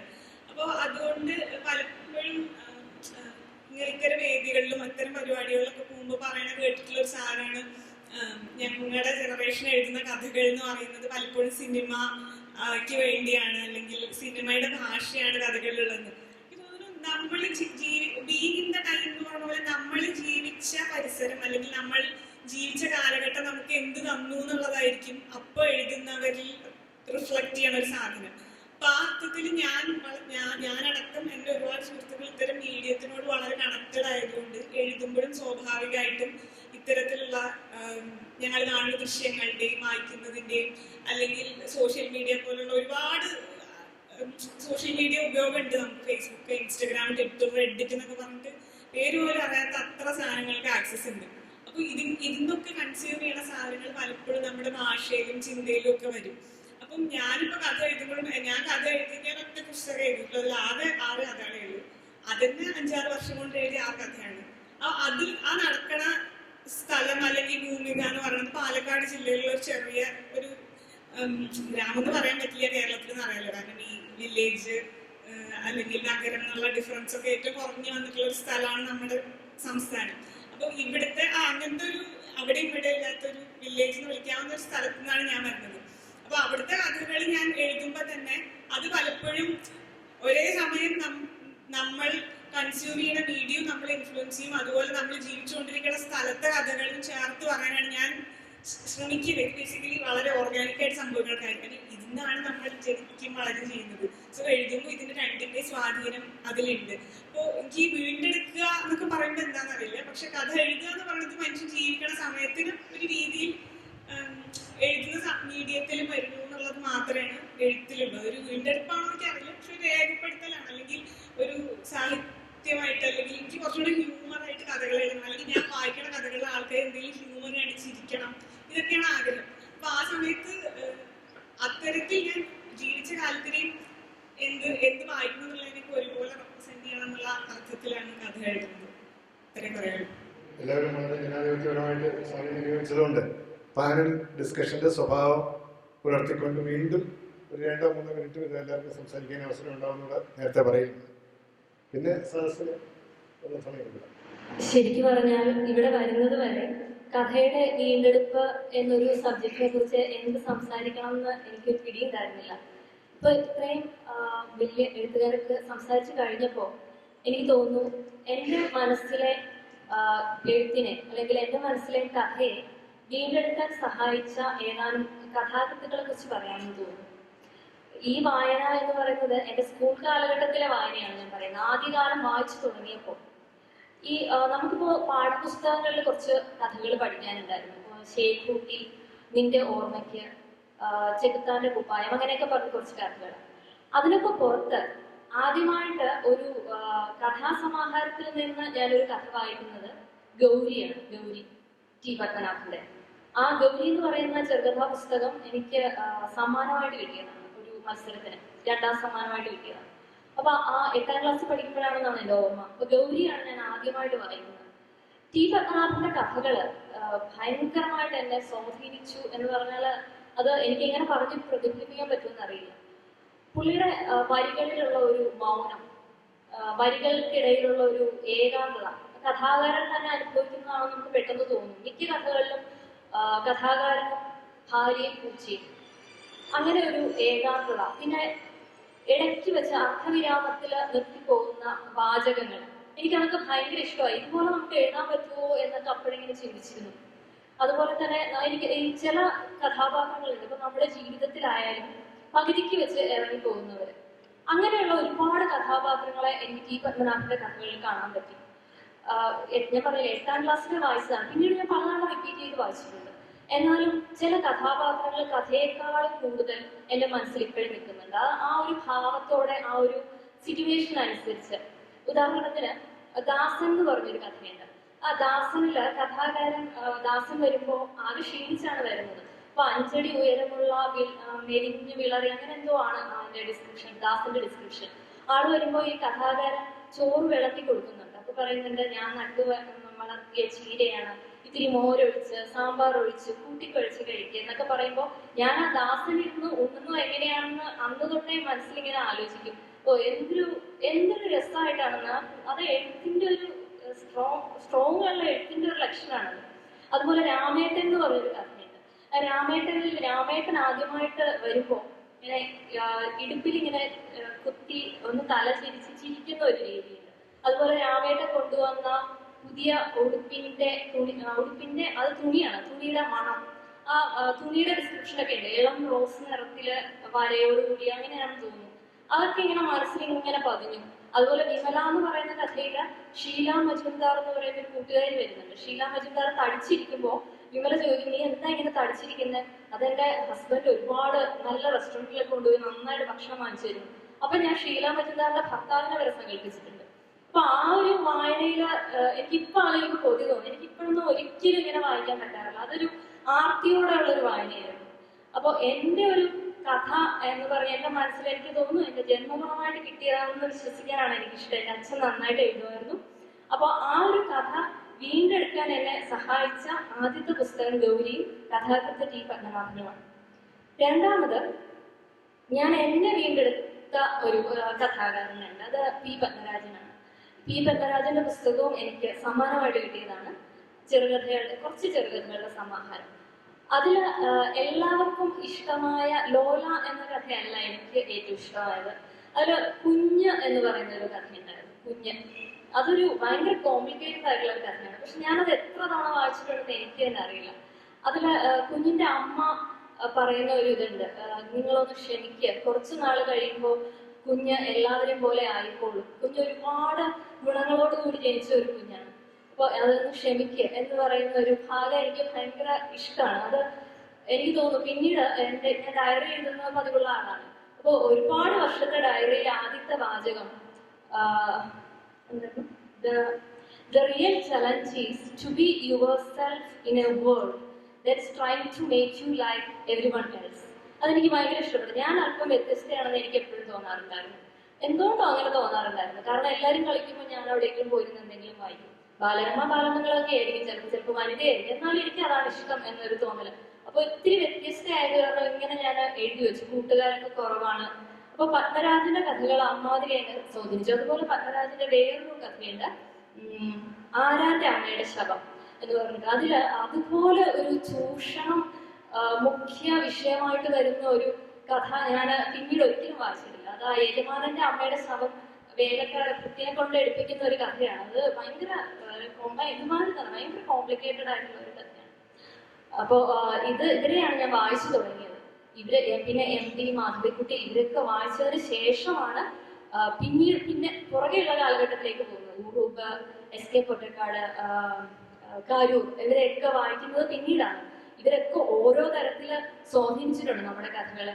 ഇപ്പൊ നമ്മൾക്ക് എല്ലാവർക്കും ഓരോ പരിമിതികളുണ്ടല്ലോ. സ്ത്രീകൾക്ക് പ്രത്യേകിച്ചും എഴുത്തിനും അനുഭവങ്ങൾ ആർജിക്കുന്നതിനും ഒക്കെ കുറച്ച് പരിമിതികൾ ഉണ്ടാവും. അപ്പൊ ഞാൻ എൻ്റെ കഥകളിലെ സംഭവങ്ങളെ രൂപപ്പെടുത്തുന്നതും പിന്നീട് അതിലെ കഥാപാത്രങ്ങളെ രൂപപ്പെടുത്തുന്നതും എൻ്റെ കാഴ്ചപ്പാടുകളെ രൂപപ്പെടുത്തിയതും ഒക്കെ ഈ ഒരു ബേസിക് വായനയിൽ നിന്നാണ്, ആ മുൻപുള്ള വായനയിൽ നിന്ന്. പിന്നീട് വായിച്ചതിൽ NT നാരായണപിള്ളയുടെ കള്ളനില് ഒരു ലാസ്റ്റ് ആ വീട്ടുകാരൻ വന്ന് കള്ളനെ വിളിച്ചുണർത്തിയിട്ട് എന്നിട്ട് തിന്നോ എന്ന് ജിജ്ഞാസയോടെ ചോദിക്കുന്ന ഒരു ചോദ്യമുണ്ട്. അതിലെ ജിജ്ഞാസ എന്നുള്ള പദം, ഇങ്ങനെ ചില പദങ്ങള്, ചില മണങ്ങള്, ചില കഥാപാത്രങ്ങളൊക്കെ ഇങ്ങനെ മനസ്സിൽ കയറി കിടക്കുക. അതൊക്കെ ഇങ്ങനെ പിന്നീട് ആ കഥാപാത്രമായിട്ട് ഒരിക്കലും വരില്ലായിരിക്കും, പക്ഷെ അത് വേറൊരു രീതിയിൽ എന്റെ കഥകളിൽ വരുന്ന എനിക്ക് തോന്നുന്നത്. ഈ ഗൗരി വായിച്ച ഒരു ഇത് മനസ്സിൽ നിന്ന് മാറാത്ത കാരണം പിന്നീട് കോളേജ് കാലത്ത് എഴുതിയ ഒരു കഥയില് ഗൗരിയുടെ ഒരു മെൻഷൻ പോലും ഞാൻ ചെയ്തിട്ടുണ്ട്. അതിന്റെ ഒരു സന്ദർഭം ഏകദേശം അതുപോലെ തന്നെയാണ്. അതിൽ പറയുന്നുണ്ട്, ഇത് വായിക്കുമ്പോൾ എനിക്ക് ഗൗരിയെ ഓർമ്മ വരുന്നു എന്ന് അതിലൊരു കഥാപാത്രം പറയുന്നുണ്ട്. അങ്ങനെ എന്നെ സ്വാധീനിച്ച നിരവധി എഴുത്തുകാരുണ്ട്. ഇവിടെ സ്റ്റേജിൽ തന്നെ അവർ കുറെ പേര് ഇരിപ്പുണ്ട്. അവരിലൂടെയൊക്കെയാണ് ഞാൻ എൻ്റെ കഥകളെ വീണ്ടെടുത്തത്, ഇപ്പോഴും വീണ്ടെടുത്തുകൊണ്ടിരിക്കുന്നത്, പിന്നെ ചിലപ്പോഴൊക്കെ എന്നെ വീണ്ടെടുക്കുന്നത്. ഇത്രയും പറയുന്നത്. ഇവിടെ സംസാരിച്ച എല്ലാവരും തന്നെ അവരവരുടേതായ നിലയിൽ കഥയെക്കുറിച്ചുള്ള തങ്ങളുടെ എഴുത്തിനെക്കുറിച്ചുള്ള പ്രതികരണങ്ങൾ രേഖപ്പെടുത്തിയിട്ടുണ്ട്. ഓരോരുത്തരും ഓരോ രീതിയിലാണ്. ചിലർ വളരെ ധ്വന്യാത്മകവും വ്യംഗ്യവുമായിട്ടാണ്, ചിലർ കുറച്ച് വ്യക്തമായിട്ട് പറഞ്ഞിട്ടുണ്ട്. അപ്പോൾ അതിൽ വലിയൊരു അംശം സ്വന്തം കാലത്തോടുള്ള ഒരു പ്രതികരണം. അതൊരു പക്ഷേ ചുറ്റുപാടുകൾ, കാണുന്ന കാര്യങ്ങൾ, കേൾക്കുന്ന കാര്യങ്ങൾ, പണ്ട് വായിച്ചത്, ഇതിനെയെല്ലാം നമ്മൾ ഇന്ന് നിന്നുകൊണ്ടാണ് കാണുന്നത്. ഇന്നത്തെ ലോകം ഒരർത്ഥത്തിൽ ഏറ്റവും കൂടുതൽ നമ്മളെ എഴുതാൻ, ആപൽക്കരമായി എഴുതാൻ പ്രേരിപ്പിക്കുന്നു. ഏറ്റവും അവസാനം സംസാരിച്ച കുട്ടി പറഞ്ഞ അനുഭവം കുറവാണ്. അങ്ങനൊരു വിഷയം 5-ാം വയസ്സിൽ കൊണ്ടൊരാളുടെ ജീവിതം തീർന്നാലും അതിനിടയിലുള്ള അനുഭവത്തിന് അതിൻ്റെതായ മൂല്യമുണ്ട്, പ്രാധാന്യമുണ്ട്. ഏതാണ്ട് 35 വയസ്സിനടുത്താണ് മാധവിക്കുട്ടി എൻ്റെ കഥ എഴുതിയത്. അപ്പോൾ അവരതിൻ്റെ ആമുഖത്തിൽ പറയുന്നുണ്ട്, ജീവിതത്തിൻ്റെ ദൈർഘ്യമല്ല, ജീവിച്ച ആ അനുഭവത്തിൻ്റെ ആഴമാണ്. അപ്പോൾ അതുകൊണ്ട് അതൊന്നും ഒരു വിഷയമായിട്ട് ആരും എടുക്കരുത്. മറിച്ച് തങ്ങൾക്ക് പറയാനുള്ളത് അവനവനോടും സ്വന്തം കാലത്തോടുമുള്ള പ്രതികരണങ്ങൾ എന്ന നിലയിൽ രേഖപ്പെടുത്തുക എന്നതാണ് പ്രധാനം എന്ന് എനിക്ക് തോന്നുന്നു. അങ്ങനെ ഒരു അഭിപ്രായം പറയുന്നതേ ഉള്ളൂ. ഓരോരുത്തർക്കും അവരവരുടേതായ വഴികളാണ്. തീർച്ചയായിട്ടും നമ്മുടെ വരുംകാല കഥയിലെ, ഇപ്പോൾ നിലവിലുള്ള മലയാള ചെറുകഥയുടെ രംഗത്തെ സജീവമായി പ്രവർത്തിക്കുന്ന ആളുകളാണ് ഇവരെല്ലാം. അവർക്ക് വരുംകാലത്തും പ്രത്യേകിച്ച് ചെറുപ്പക്കാർക്ക് വലിയ സംഭാവനകൾ ഇനിയും ചെയ്യാൻ കഴിയുന്നവരാണ്. അപ്പോൾ അതുകൊണ്ട് പാനൽ ഡിസ്കഷൻ്റെ സ്വഭാവത്തിൽ വീണ്ടും ഒരു റൗണ്ട് കൂടി ആവുകയാണ്. ആദ്യം നീ കഷ്ടിച്ചൊരു 3 മിനിറ്റിൽ താഴെ എടുക്കണം. നമ്മുടെ ബഹുമാനിയായ സദസ്സിലേക്കൂടെ പരിഗണിക്കേണ്ടതുണ്ട്. ആദ്യം PF. അഖിലയും ആർദ്രയും ഒരേ കാലത്ത് എഴുതുന്നവരാണെങ്കിലും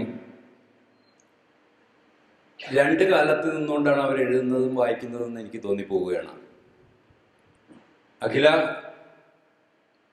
ടി പത്മനാഭനെ, MT ഒക്കെ വളരെ വികാരഭരിതമായിട്ടാണ് പറഞ്ഞത്. വളരെ കൺവെൻഷനലായിട്ട്, യാഥാസ്ഥിതികമായിട്ട് കഥകൾ എഴുതിയ ആളുകളാണ് അവർ.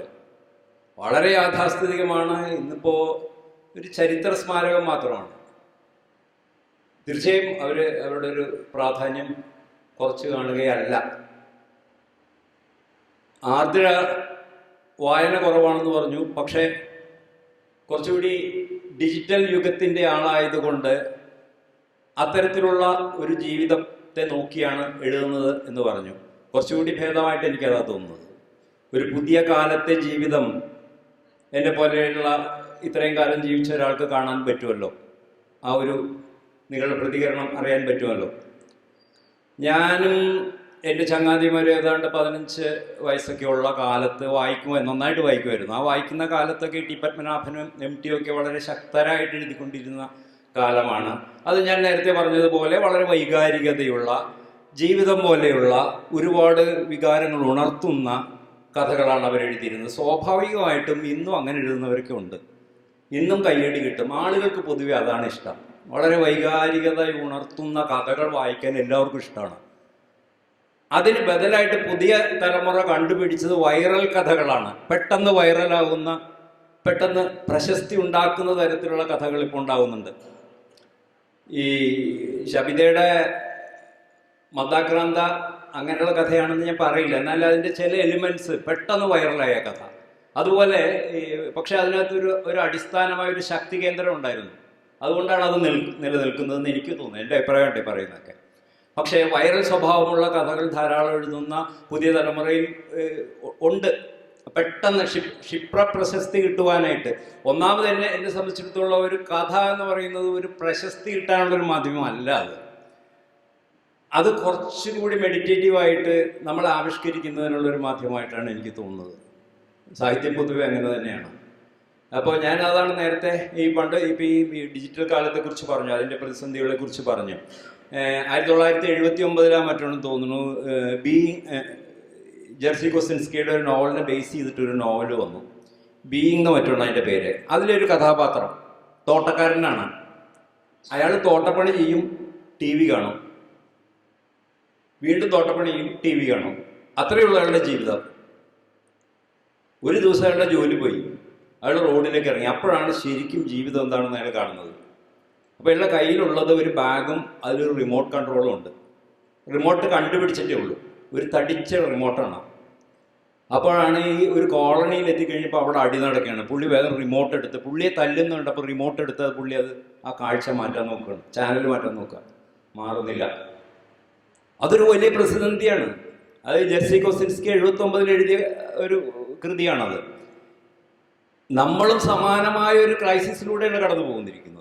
ഇപ്പോൾ ഈ കോവിഡ് കാലം വലിയൊരു പ്രതിസന്ധിയായിരുന്നു എഴുത്തുകാരെ സംബന്ധിച്ചിടത്തോളം. എന്നെ സംബന്ധിച്ചിടത്തോളം വളരെ പോസിറ്റീവായിട്ടുള്ള, എഴുത്തിൻ്റെ കാര്യത്തിൽ വളരെ പോസിറ്റീവായിട്ടുള്ളൊരു കാലമായിരുന്നു. വളരെ മെഡിറ്റേറ്റീവായിട്ട് എൻ്റെ മുറിയിൽ അടച്ചിട്ടിരുന്ന് ഞാൻ എഴുതുകയായിരുന്നു. തോട്ടക്കാരൻ്റെ കാര്യം പറഞ്ഞ പോലെയായിരുന്നു. അപ്പം ഞാൻ പറയുന്നത് ഓരോ കാലത്തിനെ എല്ലാവരും ഇങ്ങനെ അഡ്രസ്സ് ചെയ്യുന്നുണ്ടെന്നാണ് ഞാൻ പറയുന്നത്. നമ്മൾ പിന്നിലേക്ക് പോകേണ്ട കാര്യമില്ല. 75 ഞങ്ങൾ വായിച്ചു തുടങ്ങുന്ന കാലത്ത് MTയും പത്മനാഭനും ഞങ്ങൾ ആകർഷിച്ചിട്ടില്ല. അന്ന് 75 ഞങ്ങൾ ആകർഷിച്ചത് മേതിൽ രാധാകൃഷ്ണനായിരുന്നു. അത് എത്രമാത്രം അപക്വമാണോ ഇല്ല എന്നൊക്കെ ഉള്ള വേറെ കാര്യം. എനിക്ക് പേടിയാണ് മേതിലിൻ്റെ പേര് പറയാൻ. കഴിഞ്ഞ കൊച്ചിയിൽ വെച്ച് ഇതുപോലുള്ളൊരു സെഷനിൽ മേതിലിൻ്റെ പേര് പറഞ്ഞപ്പോൾ ഒരു നോവലിസ്റ്റ് എണ്ണീറ്റ് നിന്നിട്ട് പറഞ്ഞു, മാത്യു സേട്ടൻ ജോയ്സിയെ കുറിച്ച് പറയും, മേതിലിനെ കുറിച്ച് പറയരുതെന്ന് പറഞ്ഞു. അപ്പോൾ അതുകൊണ്ട് നമുക്ക് കൂടുതൽ കൺവെൻഷൻസിലേക്ക് പോയിക്കൊണ്ടിരിക്കുകയാണ്. അതായത് ഞാൻ സൃഷ്ടി എന്ന് പറയുന്നത്, സർഗസൃഷ്ടി എന്ന് പറഞ്ഞാൽ പുതിയത് എന്തോ കണ്ടെത്തൽ തന്നെയാണത്. അതല്ലാണ്ട് പഴയ പാറ്റേണിൽ വീണ്ടും ഒരു കഥ കൂടി പറഞ്ഞു വെക്കലല്ല ചെറുകഥ എന്നാണ് ഞാൻ പറയുന്നത്. അതിനെ ബ്രേക്ക് ചെയ്യാൻ സാധിക്കണം. ഓരോ മനുഷ്യനും വലിയ സർഗാത്മക സ്രോതസ്സാണ്. അത് പൊട്ടിത്തെറിക്കണം. പുതിയതെന്തോ വരാനിരിക്കുന്നു. പുതിയ തലമുറയിൽ നിന്ന് കൂടുതൽ ശക്തമായതെന്തോ ഞാൻ പ്രതീക്ഷിക്കുന്നുണ്ട്. അതാണ് ഞാൻ പറയുന്നത്. സിനിമ പോലും പഴകിക്കഴിഞ്ഞു. സിനിമ എന്ന മാധ്യമം 100 വർഷം കഴിഞ്ഞപ്പോഴേക്കും അത് പഴകിക്കഴിഞ്ഞു. ഇതിൽ വലിയ അത്ഭുതമൊന്നും ഇപ്പോൾ ലോക സിനിമയിൽ നടക്കുന്നില്ല. അപ്പോൾ എന്നെ ഇൻഫ്ലുവൻസ് ചെയ്യുന്നത് സിനിമയാണെന്ന് ഒരു പുതിയ ചെറുപ്പക്കാരൻ പറയുമ്പോൾ നമുക്ക് അത് വളരെ കഷ്ടമാണല്ലോ എന്നാണ് തോന്നുന്നത്. എൻ്റെ പേരക്കുട്ടി ഈ മൊബൈൽ ഫോൺ കിട്ടിയാൽ അത് കൃത്യമായിട്ട് എന്ത് കാണണം എന്ന് അവൾക്ക് അറിയാതെ നോക്കിയിട്ട് 2 വയസ്സ് കഴിഞ്ഞിട്ടേ ഉള്ളൂ. അതാണ് ഇന്നത്തെ കാലം. ഇതിനെ എങ്ങനെയാണ് അഡ്രസ്സ് ചെയ്യേണ്ടതെന്നുള്ളത് ഞാൻ ആലോചിക്കുന്നുണ്ട്. എങ്ങനെയാണ് ഈ കാലത്തെ എന്നിലുണ്ടാക്കുന്ന വികാരങ്ങൾ എങ്ങനെ വരുന്നതെന്ന് എനിക്കറിയില്ല. പക്ഷെ എന്തായാലും ഞാൻ ഗാഢമായിട്ട് ചിന്തിക്കും, അതിനുവേണ്ടി പണിയെടുക്കും, ഒരു ബെറ്റർ കഥ എഴുതാനായിട്ട് ഞാൻ ശ്രമിക്കുന്നതല്ല, ഞാൻ ശ്രമിക്കുന്നുണ്ട്. പക്ഷെ അപ്പോഴും എന്നെ ഒരു ഭൂതകാലം, ഈ ഒരു പഴയ ആദിമധ്യാന്ത പൊരുത്തമുള്ളൊരു കഥ എഴുതുന്ന ഒരു ഭൂതകാലം എന്നെ ഹോണ്ട് ചെയ്യുന്നില്ല. എനിക്ക് അങ്ങനെ ഒരു കഥ എഴുതുമ്പോൾ എനിക്ക് എന്നോട് തന്നെ ഒരു ഇതല്ലല്ലോ എഴുതേണ്ടത് എന്നുള്ളൊരു തോന്നലാണ് ഉണ്ടാകുന്നത്. ഇത്രയും പറയുന്നത്. തലമുറകൾ എത്ര മാറുമ്പോഴും തെളിച്ചമുള്ള കഥകൾ പുതുതായിട്ട് തന്നെ നിൽക്കുമെന്ന് വിശ്വസിക്കുന്ന ഒരാളാണ് ഞാൻ. പത്മനാഭൻ്റെ സാക്ഷി പോലെ ഉയരമുള്ള കഥകൾ മലയാളത്തിൽ വളരെ കുറവാണ്. MTയുടെ ഷെർലക്ക് പോലെ, മാധവിക്കുട്ടിയുടെ എല്ലാവരും നെയ്പായസം എന്നാണ് ആദ്യം പറയുക. എനിക്ക് പറയാൻ മാധവിക്കുട്ടിയുടെ കുറേ മികച്ച കഥകൾ വേറെയുണ്ട്.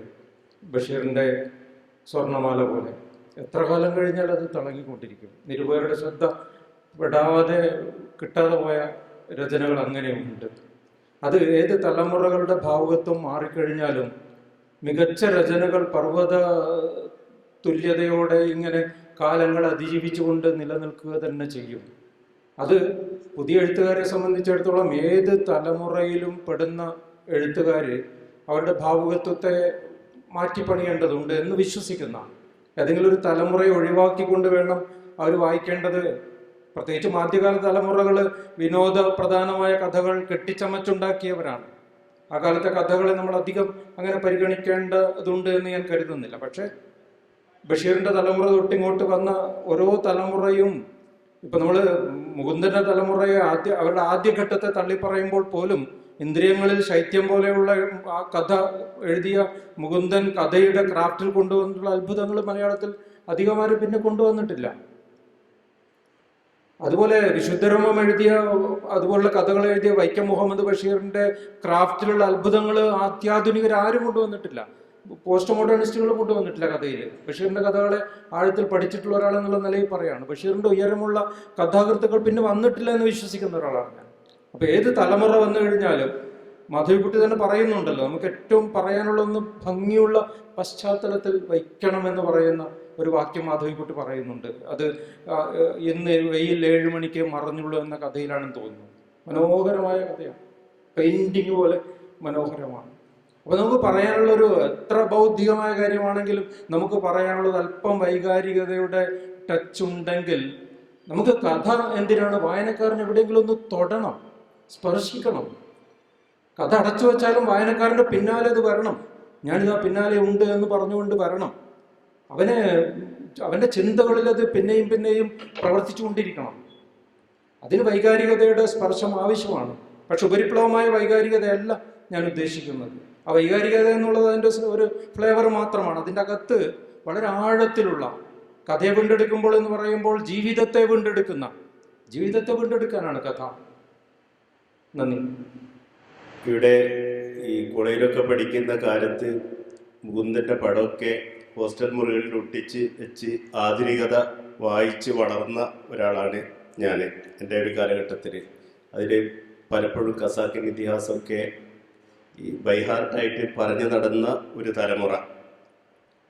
മികച്ച ക്രാഫ്റ്റ്മാൻമാരായിരുന്നു അവരെങ്കിലും അവരിൽ പലരുടെയും കഥകൾ ഇന്ന് എടുത്ത് വായിക്കുമ്പോഴേ എന്നെ പഴയതുപോലെ അത്ഭുതപ്പെടുത്തുന്നില്ല.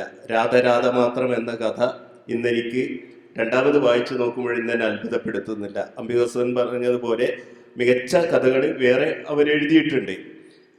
അതേസമയം തന്നെ മികച്ച കഥ തേടി ഞാൻ വീണ്ടും പോകുന്നത് നേരത്തെ പറഞ്ഞ ബഷീറിലേക്കൊക്കെ തന്നെയാണ്. ബഷീറിനെ അതിജീവിക്കുന്ന ഒരു ആധുനികതയോ ഒരു മുന്നിൽ എല്ലാ കഥാകൃത്തുക്കളുടെയും എന്ത് ഈ കൊണ്ടുവന്നാൽ അവരുടെ മുന്നിൽ ബഷീറിനെ പോലുള്ള എഴുത്തുകാർ നടക്കുന്നു, മുന്നിലായി നമ്മൾക്ക് കാണാൻ കഴിയുന്നുണ്ട്. കാരണം എൻ്റെ അഭിപ്രായത്തിൽ ജീവിതം ഉണ്ടോ കഥയിൽ എന്നുള്ളത് വളരെ പ്രധാനപ്പെട്ട ഒന്ന് തന്നെയാണ്. ഈ കാലത്ത് എഴുതുന്ന ഒരു എഴുത്തുകാരൻ കാലത്ത് അടയാളപ്പെടുത്തുകയും ഇന്നത്തെ ഇന്ത്യൻ അവസ്ഥയിൽ വീർപ്പ് മുട്ടാതെ ഇങ്ങനെ തുറന്നു പറയാൻ ഇങ്ങനെയുള്ള ഒരു ചർച്ച പോലും ഇനി വരും കാലങ്ങളിൽ അസാധ്യമാകുന്നത് മുന്നിൽ കാണാതെ പേന ചലിപ്പിക്കാൻ കഴിയില്ല എന്നാണ് എനിക്ക് തോന്നുന്നത്. എനിക്ക് തോന്നുന്ന ഒരു കാര്യം, നമ്മൾ ഇവിടെ ഇരിക്കുന്ന എല്ലാവരും ഇനി എഴുതാൻ പോകുന്നവരും എല്ലാവരും നമ്മൾക്ക് മുൻപേ എഴുതിപ്പോയ നമ്മൾ വായിച്ചിട്ടുള്ള നല്ല കഥകളുടെ ഒക്കെ ആ ഒരു സാംസ്കാരികത അല്ലെങ്കിൽ ഒരുതരം ആത്മീയത ഉള്ളിൽ ഉള്ളവരാണ്. അതൊരു തുടർച്ചയാണ്. ഞാൻ ഒറ്റയ്ക്ക് നിൽക്കുന്ന ഒരാളല്ല, ഞാനൊരു തുടർച്ചയാണ്. എനിക്ക് ശേഷം വേറൊരു തുടർച്ചയുണ്ടാവും, അല്ലെങ്കിൽ പലതരം തുടർച്ചകളുണ്ടാവും. അതിൽ നമ്മൾ ആരുമായിട്ടാണ്, ഏതുതരം ജീവിതവുമായിട്ടാണ്, ഏതുതരം കൾച്ചറുമായിട്ടാണ് ഐഡൻറ്റിഫൈ ചെയ്യുന്നത് എന്നതനുസരിച്ചിരിക്കും ഓരോരുത്തരുടെ ഇഷ്ടവും അനിഷ്ടവും ഒക്കെ. അത് വിലയിരുത്തേണ്ടത് യഥാർത്ഥത്തിൽ നമ്മൾ എഴുതുന്നത് വിലയിരുത്തേണ്ടത് യഥാർത്ഥത്തിൽ നിരൂപകരാണ്. പക്ഷേ ഓരോ എഴുത്തുകാരും സ്വയം ഒരു നിരൂപകയോ അല്ലെങ്കിൽ നിരൂപകനോ കൂടിയാണെന്ന് വിചാരിക്കുന്ന ഒരാളാണ് ഞാൻ. കാരണം എന്താ വെച്ചാൽ നമുക്ക് മറ്റുള്ളവർ എഴുതിയതുപോലെ നാം ഒരിക്കലും എഴുതാൻ ആഗ്രഹിക്കുന്നില്ല. നമ്മൾ എഴുതിയത് തന്നെ നമ്മൾക്കൊരിക്കലും അത് ആവർത്തിക്കണമെന്ന് ആഗ്രഹിക്കുന്നില്ല. ഓരോ കഥയും എങ്ങനെ വ്യത്യസ്തമായിട്ട് എഴുതാം, നമ്മളെ തന്നെ നമ്മൾക്ക് എങ്ങനെ വെല്ലുവിളിക്കാം എന്ന് ആലോചിക്കുന്ന ഒരു വലിയ വെല്ലുവിളിയാണ് സത്യത്തിൽ കഥ എഴുത്ത് അല്ലെങ്കിൽ സാഹിത്യം എഴുത്ത് എന്ന് പറയുന്നത്. അങ്ങനെ നോക്കുമ്പോൾ ഓരോന്നിനും ഓരോന്നിൻ്റെതായിട്ടുള്ള പ്രസക്തി ഉണ്ടെന്നാണ് ഞാൻ വിചാരിക്കുന്നത്. ഇപ്പം എം ടിയുടേതായിട്ടുള്ള പ്രസക്തി, പത്മനാഭന് അദ്ദേഹത്തിൻ്റെതായിട്ടുള്ള പ്രസക്തി. പക്ഷേ ആരാണോ ഭാഷയെ അല്ലെങ്കിൽ പുതിയ തരം ഭാവനയെ, പുതിയ തരം ജീവിതങ്ങളെ, പുതിയ തരം നീതിബോധത്തെ, സത്യങ്ങളെ ഒക്കെ കുറെ കൂടി മുന്നോട്ട് കൊണ്ടുപോയിട്ടുള്ളത്, ബഷീറിനെ കുറിച്ച് എല്ലാവരും ആവർത്തിക്കുന്നത് അതുകൊണ്ടാണെന്ന് എനിക്ക് തോന്നുന്നു. ആ ഒരു തരം സത്യം, നിർഭയത, നീതിബോധം, മാനവികത, സൗന്ദര്യം, ഭ്രാന്ത് അല്ലെങ്കിൽ നിയന്ത്രണങ്ങളില്ലായ്മ എന്നൊക്കെ പറയുന്ന ഒരുതരം അഴിഞ്ഞാട്ടം, അത് അങ്ങേയറ്റത്തെ സ്വതന്ത്രതയാണ്. അത് ആ തരത്തിലുള്ളൊരു എഴുത്തിലേക്ക് എത്താൻ പറ്റുക എന്നുള്ളതാണ് ഓരോ എഴുത്തുകാരുടെയും ആഗ്രഹം എന്ന് എനിക്ക് തോന്നുന്നു. എൻ്റെ ആഗ്രഹം യഥാർത്ഥത്തിൽ അതാണ്. ഒന്നും എന്നെ നിയന്ത്രിക്കാത്ത, ഞാൻ എന്നെ നിയന്ത്രിക്കാത്ത ആ ഒരു എഴുത്ത്, അതിന് വലിയ പറഞ്ഞ പോലെ ധ്യാനം ആവശ്യമുണ്ട്, വലിയ തുറവി ആവശ്യമുണ്ട്. നേരത്തെ അഖില പറഞ്ഞു സ്ത്രീകൾക്ക് പരിമിതി ഉണ്ടല്ലോ എന്ന്. അങ്ങനെ ഒരിക്കലും പറയാൻ പാടില്ല കേട്ടോ. കാരണം അതിന് പരിമിതിയേ ഇല്ല. കാരണം സ്ത്രീകൾക്കാണ് കുറെ കൂടി സാധ്യത എന്ന് വിശ്വസിക്കുന്ന ഒരാളാണ് ഞാൻ. ഇതുവരെ പറയപ്പെടാത്ത, എഴുതപ്പെടാത്ത ജീവിതങ്ങൾ, അനുഭവങ്ങൾ, സ്വപ്നങ്ങൾ എന്തൊക്കെയാ വെച്ചാൽ അതൊക്കെ എഴുതാൻ ഇനിയുള്ള സാധ്യതകൾ മുഴുവൻ സ്ത്രീകൾക്കാണ്. മാധവിക്കുട്ടിയൊക്കെ വളരെ കുറച്ചേ എഴുതി വെച്ചിട്ടുള്ളൂ. സത്യത്തിൽ നമ്മൾ നോക്കുമ്പോൾ വളരെ ചെറിയ കഥാലോകമാണ് മാധവിക്കുട്ടിയുടേത് എന്ന് ഞാൻ പറയും. അത് അന്നേ വരെ ആരും പറയാത്തത് പറഞ്ഞത് കൊണ്ടാണ് അത്രയും വലിയ ഒരു ബ്രേക്കിംഗ് ആയിട്ടുള്ള കഥകളായത്. പക്ഷേ അതിനേക്കാൾ അപ്പുറം വേറെ ജീവിതം ജീവിക്കുന്ന എത്രയോ മനുഷ്യ സ്ത്രീകളുണ്ട് ഈ ലോകത്ത്. കേരളത്തിലെ എത്രയോ പേരുണ്ട്. മലയാള സാഹിത്യം ഇനിയും ആ സ്ത്രീ എടുത്ത് കാണാൻ പോകുന്നതേ ഉള്ളൂ എന്ന് വിചാരിക്കുന്ന ആളാണ് ഞാൻ. ഇപ്പോഴും കഥയുടെ റെപ്രസെൻറ്റേഷനിൽ വരാത്ത ഒത്തിരി മനുഷ്യരുണ്ട്. അവരൊക്കെ എഴുതാൻ തുടങ്ങുമ്പോൾ വലിയ സാധ്യതയാണ് സത്യത്തിൽ സ്ത്രീകൾക്കുള്ളത് എന്നാണ് ഞാൻ വിചാരിക്കുന്നത്. ഒരിക്കലും ഒരു പരിമിതിയല്ല.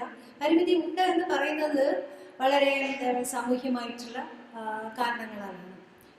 സ്ത്രീകളെ നിയന്ത്രിക്കുന്ന ഒരു കുടുംബജീവിതം, കുടുംബഘടന അല്ലെങ്കിൽ സദാചാര ഘടന, രാഷ്ട്രീയ ഘടന, സ്ത്രീകൾക്ക് ഒരിക്കലും തുല്യ പ്രാതിനിധ്യമൊന്നും കൊടുക്കാത്ത രാഷ്ട്രീയ ഘടനയാണല്ലോ നമുക്കുള്ളത്. നിരന്തരമായിട്ട് MLA ആയിരിക്കും, MP ആയിരിക്കും, മന്ത്രിയായിരിക്കും, അല്ലെങ്കിൽ സേവകരായിരിക്കും ഒക്കെ ചെയ്യുന്ന ഒരു പുരുഷന് കിട്ടുന്ന അനുഭവ ലോകം തീർച്ചയായിട്ടും അടുക്കളയിലിരിക്കുന്ന സ്ത്രീക്ക് കിട്ടുകയില്ല. അത് സ്ത്രീകൾ തന്നെ പിന്നെ തകർത്ത് മുന്നേറിക്കൊണ്ടിരിക്കുന്ന ഒരു എഴുത്ത് ലോകമാണ് നമ്മളിപ്പോൾ കണ്ടുകൊണ്ടിരിക്കുന്നത്. ചുരുക്കമാണ്. നേരത്തെ അംബികാസുന്ദരൻ മാഷ് പറഞ്ഞതുപോലെ ജീവിതം ഉള്ള കഥകളാണ് എല്ലാ കാലത്തും വീണ്ടും വീണ്ടും വായിക്കപ്പെട്ടുള്ളത്. ഇനിയും അതിൻ്റെ തുടർച്ചയായിരിക്കും. അതായത് ഡിജിറ്റൽ കാലമായാലും അതിൽ നിന്ന് ജീവിതത്തെ കണ്ടെടുക്കുക എന്ന് പറയുന്നത് വായനയുടെ ഒരു സ്വഭാവം തന്നെയാണ്. മറ്റൊരു കാര്യം പറയാനുള്ളത്, ഇപ്പം നമ്മുടെ മുൻപ് നടന്നു പോയിട്ടുള്ള അധികാരന്മാരെല്ലാം എഴുതുന്ന സമയത്ത് ഇല്ലാത്ത ഒരനുഭവം, കഥ ഇങ്ങനെ നമ്മൾ എഴുതി കഴിഞ്ഞൊരു കഥ ഏത് അളവുകോലിൽ വായിക്കപ്പെടും അല്ലെങ്കിൽ എങ്ങോട്ട് പോകും എന്നതിനെ കുറിച്ച് നമുക്ക് ഒട്ടും തന്നെ ചിന്തിക്കാൻ പറ്റാത്തൊരു കാലം കൂടിയാണത്. കഥ കാലത്തെ കൈകാര്യം ചെയ്യുന്ന പോലെ തന്നെ കാലം കഥയെ കൃത്യമായിട്ട് കൈകാര്യം ചെയ്യുന്നുണ്ട് എന്നുള്ളതാണ്. നമുക്ക് നമ്മുടെ മുമ്പിൽ എത്ര ഉദാഹരണങ്ങൾ വേണമെങ്കിലും പറയാൻ പറ്റും. പല തലങ്ങളിൽ നിന്നുള്ള കൈകാര്യം ചെയ്യലാണ്. അത് രാഷ്ട്രീയപരമാവാം, മതപരമാവാം. എൻ പ്രഭാകരൻ്റെ കളിയെഴുത്ത് എന്ന കഥ വിദ്യാഭ്യാസ പരിശീലനവുമായി ബന്ധപ്പെട്ട ഒരു കഥയായിരുന്നു. അത് ആ രീതിയിൽ ഭയങ്കരമായ വിമർശനങ്ങൾ ഉണ്ടാക്കി. അതുപോലെ സംഖ്യണ്ണൻ, KR മീരയുടെ സംഖ്യണ്ണൻ, വിനോദ് കൃഷ്ണയുടെ കണ്ണുസൂത്രം, ഒരുപാട് കഥകൾ നമുക്ക് ഉദാഹരണമായിട്ട് പറയാൻ പറ്റും.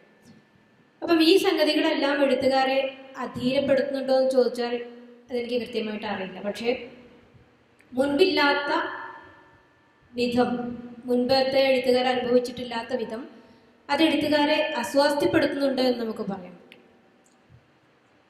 എപ്പോഴും അവനവൻ്റെ ലോകത്തിരുന്നു കൊണ്ട് അല്ലെങ്കിൽ അവനവൻ്റെ ഒരിടത്തിരുന്നു കൊണ്ട് മാത്രമാണ് കഥ സൃഷ്ടിക്കാൻ കഴിയുക. ഈ കഥ ചെന്നെത്തേണ്ട ഇടങ്ങളിലല്ല ചെന്നെത്തുന്നത്, അല്ലെങ്കിൽ ചെന്നെത്തേണ്ട വിധത്തിലല്ല ചെന്നെത്തുന്നത് എന്നുള്ളത് കൃത്യമായിട്ടും എഴുത്തുകാരെ അസ്വസ്ഥപ്പെടുത്തുന്നു, അധീരപ്പെടുത്തും എന്ന് ഞാൻ പറയുന്നില്ല. നേരത്തെ മേതിലിൻ്റെ കഥ സൂചിപ്പിച്ചതുപോലെ ചില സന്ദർഭങ്ങളിൽ എഴുത്തും ജീവിതവും നിലച്ചു പോകുന്ന ചില സന്ദർഭങ്ങളുണ്ട്, നിശ്ചലമായി പോകുന്ന ചില സന്ദർഭങ്ങളുണ്ട്. അക്കാലത്ത് നമ്മളെ വീണ്ടെടുക്കാൻ സഹായിക്കുന്ന ചില എഴുത്തുകാർ, ഒരു തുടർച്ച പോലെ നമ്മൾ വായിച്ചു പോകുന്ന എഴുത്തുകാർ. നമുക്ക് വായനയെക്കുറിച്ച് പറയുമ്പോൾ ഒരുപാട് പറയേണ്ടി വരും.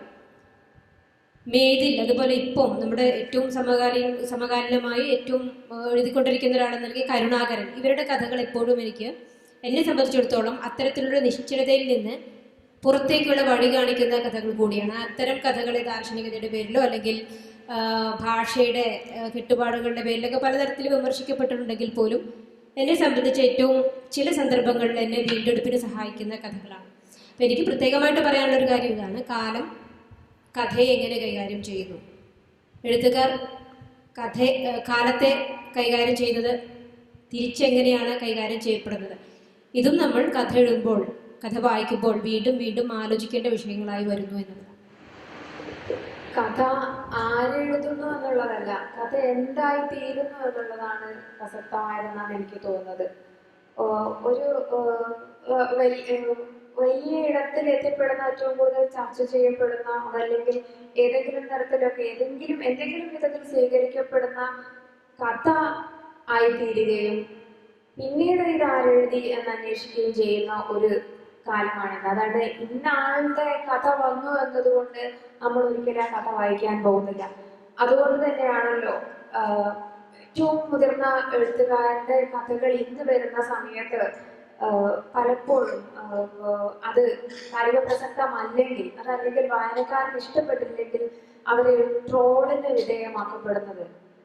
പല രീതിയിലും എത്രയോ മുതിർന്ന എഴുത്തുകാരെ അത്തരത്തിൽ വിമർശന വിധേയമാക്കുന്ന വായനാ സമൂഹം നമുക്കിടയിലുണ്ട്. തീർച്ചയായിട്ടും കഥ ആരെഴുതുന്നു എന്നുള്ളതല്ല, കഥ വായനക്കാർക്ക് വേണ്ടിയിട്ട് കഥ എന്തായി തീരുന്നു എന്ന് നിർബന്ധമായിട്ടും വിധി നിർണയം നടത്താനുള്ള ഉത്തരവാദിത്വവും അവകാശവും ഉള്ള വായനക്കാരൻ തീർച്ചയായിട്ടും അത് ആ തരത്തിൽ തന്നെ മുറിക്കുന്നുള്ള കാര്യം ഉറപ്പാണ്. രണ്ടാമതായി, ഈ കഥ നിലനിൽക്കുകയും പിന്നീട് കഥാകാരൻ അല്ലെങ്കിൽ കഥ എഴുതിയ ആളെ നമ്മൾ തേടി പോവുകയും ചെയ്യുന്ന സമയത്താണ് അയാളുടെ മറ്റു കൃതികളും അന്വേഷിച്ചു പോകുന്നത്.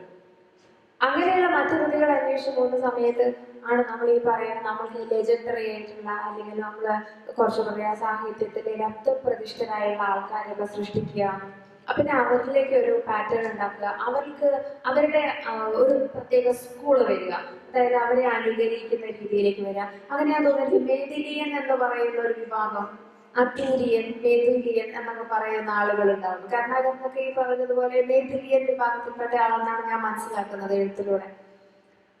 പക്ഷെ അവരൊക്കെ ഒരു കഥ, ഞാൻ നാളെ ഒരു കഥ എഴുതിയേക്കാം, അല്ലെങ്കിൽ ഞാനൊരു കഥ എഴുതിയിട്ട് 2 വർഷമായി കഴിഞ്ഞു, ഇനി എനിക്കൊരു കഥ എഴുതാതെ ഇനി എൻ്റെ ഇവിടെ സാംസ്കാരിക ലോകത്ത് നിലനിൽപ്പില്ല എന്നൊന്നും ആലോചിച്ചിട്ട് ആയിരിക്കില്ലല്ലോ എഴുതുക. ഈ കഥ വന്ന് തിക്കുമൂട്ടി ഒരു വിധത്തിൽ പോലും അകത്തും പുറത്തും കിടക്കാൻ പറ്റാത്ത അവസ്ഥയിൽ, എന്താ പറയാ, വായുസഞ്ചാരം കിടക്കാത്ത ഒട്ടുമേ വായുസഞ്ചാരമില്ലാത്ത ഒരു മുറിയിൽ അകപ്പെട്ട അവസ്ഥയിലേക്ക് മനസ്സിനെയും നമ്മളുടെ ചിന്തയെയും പ്രവൃത്തിയെയും എത്തിക്കുന്ന സമയത്താണല്ലോ നിവൃത്തിയില്ലാതെ ഏറ്റവും മടിയന്മാരായിട്ടുള്ള ആളുകളും എഴുതാൻ, എന്താ പറയാ, ഈ വെട്ടാൻ പോകുന്ന പോത്തിനെ കയറിട്ട് വലിച്ചു കൊണ്ടുപോകുന്ന അവസ്ഥയിലേക്ക് എങ്ങനെ എഴുതിക്കുന്ന ആളുകളാണ് എഴുത്തുകാരെന്നൊക്കെയാണ് ഞാൻ കേട്ടിരിക്കുന്നത്. ഒരു പകുതി വരെ അതിന്റെ ഒരു എഴുത്തുകാരി എന്ന് അവകാശപ്പെടാൻ മാത്രമൊന്നുമില്ല എഴുത്തൊന്നും എനിക്ക് ഉണ്ടായില്ലെങ്കിലും എഴുതാൻ വലിയ മടിയുള്ള ഒരാളാണ് ഞാൻ. അപ്പം അതിലേക്കും അങ്ങനെ ഇത്രയും സ്ട്രെയിൻ എല്ലാം ചെയ്ത് ഒരു പ്രഷർ കുക്കറിനൊക്കെ ഒരുവിധം ഇത് വന്നിട്ട് ഇത് ഒന്നെങ്കിലും കൃത്യമായ പാകത്തിലുള്ള വേവായി കിട്ടുന്നത് വലിയൊരു കാര്യം തന്നെയാണ്. ചിലപ്പോൾ അത് ചെടിയിൽ പോവും, ചിലപ്പോൾ ഒന്നുമേ തിന്നാൻ പറ്റാതെ കുഴഞ്ഞമാരുടെ ഒന്നുമായിരുന്നു. ഭാഗ്യവശാൽ അത് പാകപ്പെട്ട് കിട്ടിക്കഴിഞ്ഞാൽ അതിന്റെ പിറകിൽ തന്നെ അങ്ങനെയാണ് നമ്മൾ ഈ കഥ എന്തായി തീരുന്നു എന്ന് നോക്കുമ്പോഴാണ് നമ്മൾ ഈ കഥ ആരെഴുതി എന്നുള്ളത് ചിന്തിക്കുന്നത്. അതിന്റെ ചോട് പിടിച്ചുകൊണ്ട് ചുരുക്കം ചില എഴുത്തുകാർ മാത്രം ഇവിടെ നിൽക്കുന്നു. അതുകൊണ്ടായിരിക്കാം ഷെർലക്ക് എടുത്തു പറഞ്ഞതെന്ന് എനിക്ക് തോന്നുന്നത്. ഷെർലക്കില് ഇപ്പോഴും നിനക്ക് മലയാളം അറിയാമോടാ മാ ല യ ള എന്നുള്ള ഒരു കഥ ഇന്നത്തെ ഒട്ടുമേ കഥ ഇഷ്ടപ്പെടാത്ത ഒരു ഏതൊരു കുട്ടിയെയും നമ്മൾ അത് ഇരുത്തി വായിച്ചു നോക്കുകയാണെങ്കിൽ ഇത് കൊള്ളാലോ. അത്ര ആ കാലത്ത് വലിയൊരു ബ്രേക്കാണ് അവിടെ എനിക്ക് നടത്തിയത്. ഒരു 23 കൊല്ലം കാഴ്ചയാണ് അവസാനം വന്ന കഥ. 23-24 വർഷമായി കഥ എഴുതിയിട്ട്. ഇപ്പോഴും നമ്മൾ ആ ഷെർലക്കിനെയും അതുപോലെ കാഴ്ചയെയും ഒക്കെ പറയുന്നു, ഗൗരിയെ പറയുന്നു, സൂര്യവംശത്തെ വിവരിക്കൽ, സൂര്യവംശം, ഇതൊക്കെ നമ്മൾ പറയുന്നു, നെയ്പായസം പറയുന്നു. അതേപോലെ മാർക്കിംഗ് ആയിട്ടുള്ള മറ്റു കഥകൾ അല്ലെങ്കിൽ മറ്റു എഴുത്തുകാർ ആരുണ്ട് എന്നുള്ളതാണ്. അത് കാലത്തിന്റെ ഒന്നും പ്രശ്നമൊന്നുമല്ല, വായനയുടെ എഴുത്തിന്റെ ഒന്നും പ്രശ്നമല്ല. അത് എന്തായി തീരുന്നു, കഥ എന്തായി തീർന്നു എന്നുള്ളതിന്റെ ഒരു കൃത്യമായ കാലത്തിന്റെയും നമ്മളുടെ വായനയുടെയും അടയാളപ്പെടുത്തൽ തന്നെയാണ്. പിന്നെ ഇതിന്റെയൊക്കെ ഒരു അടിസ്ഥാനപരമായിട്ട് നമ്മൾ നോക്കുകയാണെങ്കിൽ ഈ അനുഭവ മണ്ഡലം എന്നൊക്കെ പറയുന്ന ഒരു സാധനത്തെ ഞാൻ വീണ്ടും മുറുകെ പിടിക്കുകയാണ് രവികുമാർ. കൃത്യമായിട്ട് അനുഭവിച്ചാൽ മാത്രമേ എഴുതാൻ പറ്റുന്നത്. എന്തെങ്കിലുമൊക്കെ ഒരു അനുഭവ പരിസരത്തുകയോ മാനസികമായിട്ടെങ്കിലും അങ്ങനെ ഒരു പരിവപ്പെടത്തിലേക്ക് എത്തിയില്ലെങ്കിൽ ഇങ്ങനെ ഒരു സാധനം അല്ലെങ്കിൽ ഒരു കഥ, ഒരു പെർഫെക്റ്റ് ആയിട്ടുള്ള ഒരു കഥ ഉണ്ടാവാൻ പറ്റില്ല എന്നാണ് എനിക്ക് തോന്നുന്നത്. പക്ഷെ ഇന്നത്തെ കാലത്തെ കുട്ടികൾ ഇപ്പൊ നമ്മൾ ഗ്ലോബലി കണക്റ്റഡ് ആണല്ലോ. പണ്ടത്തെ ഒരു യാത്ര പോയി കഴിഞ്ഞ് എസ്.കെ. പൊറ്റക്കാട് നമ്മൾ എഴുതിയ പോലെ ആഫ്രിക്കയെ കുറിച്ചോ അല്ലെങ്കിൽ മറ്റേ അവര് പോയി കണ്ട് അവിടുത്തെ കാര്യങ്ങൾ അറിഞ്ഞ് ഇപ്പൊ ഇവിടെ ഡീറ്റെയിലിംഗ് ചെയ്യേണ്ട ആവശ്യമില്ലല്ലോ. ഗ്ലോബലി കണക്റ്റഡ് ആയിട്ടുള്ള വ്യക്തികൾ എന്ന നിലയിൽ എഴുത്തിനെ അത് വളരെയധികം സ്വാധീനിക്കുകയും അതുകൊണ്ട് തന്നെ ഭാഷാപരമായിട്ട് മറ്റ് ഭാഷയിലെ പ്രത്യേക വാക്കുകളെയോ അതല്ലെങ്കിൽ പ്രയോഗങ്ങളെയൊക്കെ നമ്മുടെ കഥയിലേക്ക് റീജിയണൽ ലാംഗ്വേജിലേക്ക് ഇൻവൈറ്റ് ചെയ്യാനും അത് എസ്റ്റാബ്ലിഷ് ചെയ്യാനുള്ള ശ്രമങ്ങളൊക്കെ പുതിയ തലമുറയിലുള്ള എഴുത്തുകാർ നടത്തുന്നുണ്ട്. എന്തൊക്കെ തന്നെയാണ് ശരി, ഭാഷാപരമായിട്ടുള്ള ആഖ്യാനപരമായിട്ടുള്ള പ്രമേയപരമായിട്ടുള്ള നിരന്തരം കാരണം മറിച്ചിലുകൾ ഇവിടെ നടന്നുകൊണ്ടേയിരിക്കുന്നുണ്ട്. അതുകൊണ്ട് തന്നെ നമുക്ക് ഇപ്പോൾ തന്നെ കേരളത്തിന്റെ ഒരു സാംസ്കാരിക അവസ്ഥയിൽ വളരെയധികം പ്രതീക്ഷയുണ്ട്. ഒരു വീട്ടിൽ 2 എഴുത്തുകാർ എന്തായാലും ഉണ്ടാവും. അച്ഛനും അമ്മയും എഴുത്തുകാരായിരിക്കും, ആര്യ ബാലസാഹിത്യത്തിലുള്ള മക്കളും ഉണ്ടാവും. അപ്പൊ അങ്ങനെയൊക്കെ ഒരു ഗുണമുണ്ട്. സാംസ്കാരികപരമായിട്ടൊക്കെ നമ്മൾ എഴുത്ത് അല്ലെങ്കിൽ എഴുതണം, അതിനെല്ലാം ഏറ്റവും പണ്ടത്തെ പോലെ ഒരുപാട് കാലം അയച്ചിട്ട് റിജക്ഷൻ ആണോ ആക്സെപ്റ്റൻസ് ആണോ എന്ന് അറിയാനുള്ള രീതിയിലേക്ക് കാത്തിരിക്കൊന്നും വേണ്ടല്ലോ. നമുക്ക് സ്വന്തമായ പ്ലാറ്റ്ഫോം ഉണ്ടാവും, അവിടെ എഴുതാനുള്ള സ്വാതന്ത്ര്യമുണ്ട്.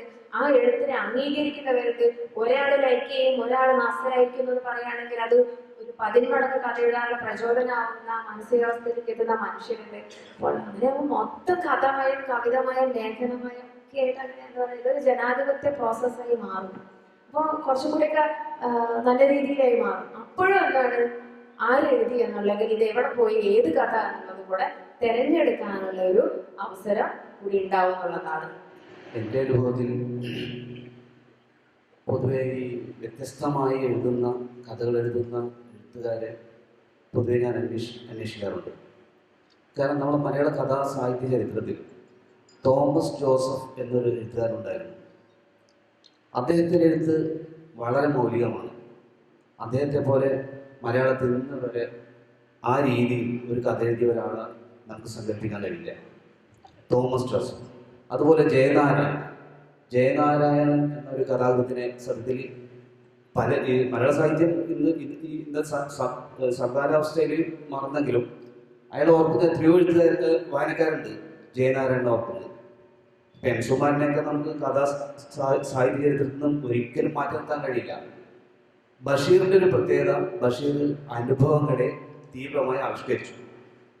ഈ അനുഭവങ്ങൾ, ഇതിലേറെ അനുഭവങ്ങൾ ഉണ്ടായിട്ടും അത് ആവിഷ്കരിക്കാതെ പോയ എത്രയോ എഴുത്തുകാരുണ്ട്, വായനക്കാരും ഉണ്ട്. അതുപോലെ എഴുതാതെ പോയ ഒരുപാട് വായനക്കാരുണ്ട്.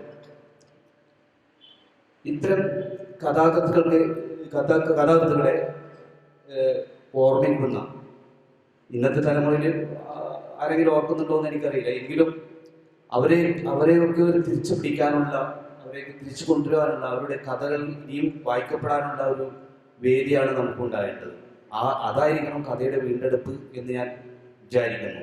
ഇത്രയും നേരത്തെ പറഞ്ഞതുപോലെ എത്രമാത്രം കണക്റ്റഡ് ആയിട്ട് ഇരിക്കുക എന്നുള്ളതാണെന്ന് തോന്നുന്നു ഞാൻ ആലോചിക്കുന്നത്. ഇപ്പം ഞാൻ ഇപ്പോൾ ഏറ്റവും അടുത്ത് വായിച്ചൊരു പുസ്തകം ഉണ്ടായിരുന്നു, ഗച്ചഗോച്ചർ എന്ന് പറഞ്ഞിട്ട് വിവേക് ബാഗ് വന്നിട്ട് ഞാൻ കണ്ടിരുന്നു.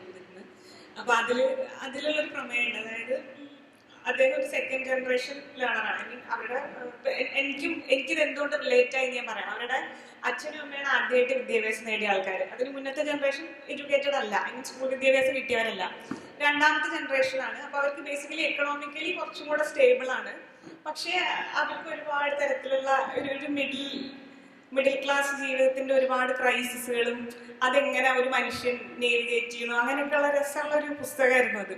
അപ്പം രേഖപ്പെടുത്തുക എന്ന് പറയുമ്പോൾ ഒരു കാലത്ത് ജീവിച്ച് ആ കാലത്തെ ക്രൈസിസ് ഒരേ സമയം മനസ്സിലാക്കുകയും അത് മുന്നത്തെ ഐ മീൻ നമ്മളാ ജീവിച്ചുകൊണ്ടിരിക്കുന്ന പീരീഡിനെ രേഖപ്പെടുത്തുക എന്നുള്ള സാധനം ഭംഗിയായി ചെയ്യണ ഒരുപാട് വർക്കുകൾ ഇപ്പം ഉണ്ടാവുന്നുണ്ട് തോന്നുന്നു. അതാണ് എനിക്ക് കുറച്ചും കൂടെ വളരെ റിലേറ്റ് ചെയ്യാൻ പറ്റണം. അല്ലെങ്കിൽ ഇത് വായിക്കുമ്പോഴാണ് എനിക്ക് ഓക്കെ ഇതാണ് ഞാനും അനുഭവിച്ചുകൊണ്ടിരിക്കുന്ന ക്രൈസിസ്. അത് എവിടെയോ ഒരു പുസ്തകത്തിൽ എന്തോ വായിച്ചിട്ടുണ്ടായിരുന്നു, മാഡ് വിത്ത് സാഡ്നെസ്, മാഡ് വിത്ത് ഗ്രീഫ്, മാഡ് വിത്ത് റേജ്. ഇതെനിക്ക് ഭയങ്കര റിലേറ്റബിൾ ആയിരുന്നു. അതായത് പുസ്തകം ഓർമ്മയില്ല, എന്തോ ഒരു എങ്ങനെയാണ് ഈ കാലത്തെ ക്യാപിറ്റലിസ്റ്റ് വേൾഡിൽ എങ്ങനെയാണ് മനുഷ്യന്റെ ഈ മണ്ടെയിൻ സാധനങ്ങളും റിപ്പിറ്റേറ്റീവ് നേച്ചറും സൈക്കിളും ഒക്കെ ഒരു മനുഷ്യന്റെ എല്ലാ കാര്യങ്ങളും ഇൻഫ്ലുവൻസ് ചെയ്യണമെന്ന് പറഞ്ഞതായിരുന്നു. അപ്പം ആ തരത്തിൽ വായിച്ച മറ്റൊരു പുസ്തകമായിരുന്നു നിതിന്റെ പുസ്തകം എന്ന് പറഞ്ഞിട്ടുള്ള പ്രിസം ബുക്സോ അങ്ങനെ ഏതോ ഒരു പബ്ലിക്കേഷൻ ഇറക്കിയ. അതും ഇതുപോലെ എന്താ അതിൽ വലിയ സംഭവങ്ങളുടെ ഒരു സംഭവങ്ങളില്ല, പക്ഷെ അതേസമയം ഞങ്ങളൊക്കെ ജീവിച്ചുകൊണ്ടിരിക്കുന്ന ഭയങ്കര സാധാരണമായിട്ടുള്ള ഒരു പ്ലെയിൻ ആയിട്ടുള്ള ജീവിതം, റിപ്പിറ്റേറ്റീവ് ആയിട്ടുള്ള അതിനെ ഭംഗിയായിട്ട് രേഖപ്പെടുത്താൻ കഴിയുന്നുണ്ട്. അപ്പൊ അത്തരത്തിലുള്ള ഒരുപാട് രസമുള്ള കഥകളും ഒക്കെ വരുന്നുണ്ട്. അപ്പൊ എനിക്ക് തോന്നുന്നു ഇതൊക്കെ ഒരു എഴുതപ്പെടുന്നത് എന്തും ചരിത്രത്തിന്റെ ആ പോയിന്റിനെ റെപ്രസെന്റ് ചെയ്യണം. അതായത് ഇപ്പൊ മുൻപ് എഴുതിയിട്ടുള്ള പല കഥകളും ഇപ്പോ നേരത്തെ പറഞ്ഞില്ലേ മാധവിക്കുട്ടിയുടെ കഥാലോകം ഒരു സ്പേസ് എന്നുള്ള രീതിയിൽ എടുത്ത് നോക്കുമ്പോൾ ചെറുതായിരുന്നു. അത് ആ കാലത്തിനെ രേഖപ്പെടുത്തണോ, ഒന്നും എഴുതാത്ത സ്ത്രീ എഴുതി തുടങ്ങുന്നു. ഇവിടെ മറ്റൊരു പോയിന്റ് ഓഫ് ടൈമിൽ എത്തി നിൽക്കുമ്പോൾ സ്ത്രീയുടെ പെർസ്പെക്റ്റീവ് മാറുന്നു, അവരുടെ സ്പേസ് മാറുന്നു. അതിനനുസരിച്ച് ഹൗ ഡേ ആ ലോകത്തിന് അവരെങ്ങനെയാണ് പെർസീവ് ചെയ്യണത് എന്നുള്ളത് രേഖപ്പെടുത്തും. അപ്പോ ഇതാണ് കഥ എന്ന് പറയുന്നത്, കാലാണ് ഇത്രയുള്ളൂ. കെ എസ് രവികുമാർ സാർ പറഞ്ഞത് ശരിയാണെന്ന് എനിക്കും തോന്നിയിട്ടുണ്ട്. കാരണം അനുഭവങ്ങൾ മാത്രമല്ല കഥ ഉണ്ടാക്കുന്നത്, അനുഭവം വേണമെന്ന് തന്നെ ഇല്ല ശരിക്കും പറഞ്ഞാൽ. ചിലപ്പോഴൊക്കെ ഞാൻ ഒരിടത്ത് NS മാധവൻ സാറാണെന്ന് തോന്നുന്നു എഴുതിയത് കണ്ടിട്ടുണ്ട്. ആദ്യകാലത്തൊക്കെ ഇപ്പോൾ സാഹിത്യകാരന്മാർക്ക് വേണം എന്ന് നിർബന്ധമുണ്ടായിരുന്ന രണ്ട് കാര്യങ്ങൾ, ഒന്ന് സംസ്കൃതജ്ഞാനവും പിന്നെ സവർണതയും. അങ്ങനെയുള്ളവർക്ക് എഴുതാൻ പറ്റുള്ളൂ. പിന്നീട് വന്നവര് അതിനെ കുറച്ചുകൂടെ ജനാധിപത്യപരമാക്കി അതിനെ എന്തായിരുന്നു അനുഭവങ്ങളുള്ളവർക്ക് എഴുതാം എന്നുള്ളൊരു രീതിയിലാക്കി.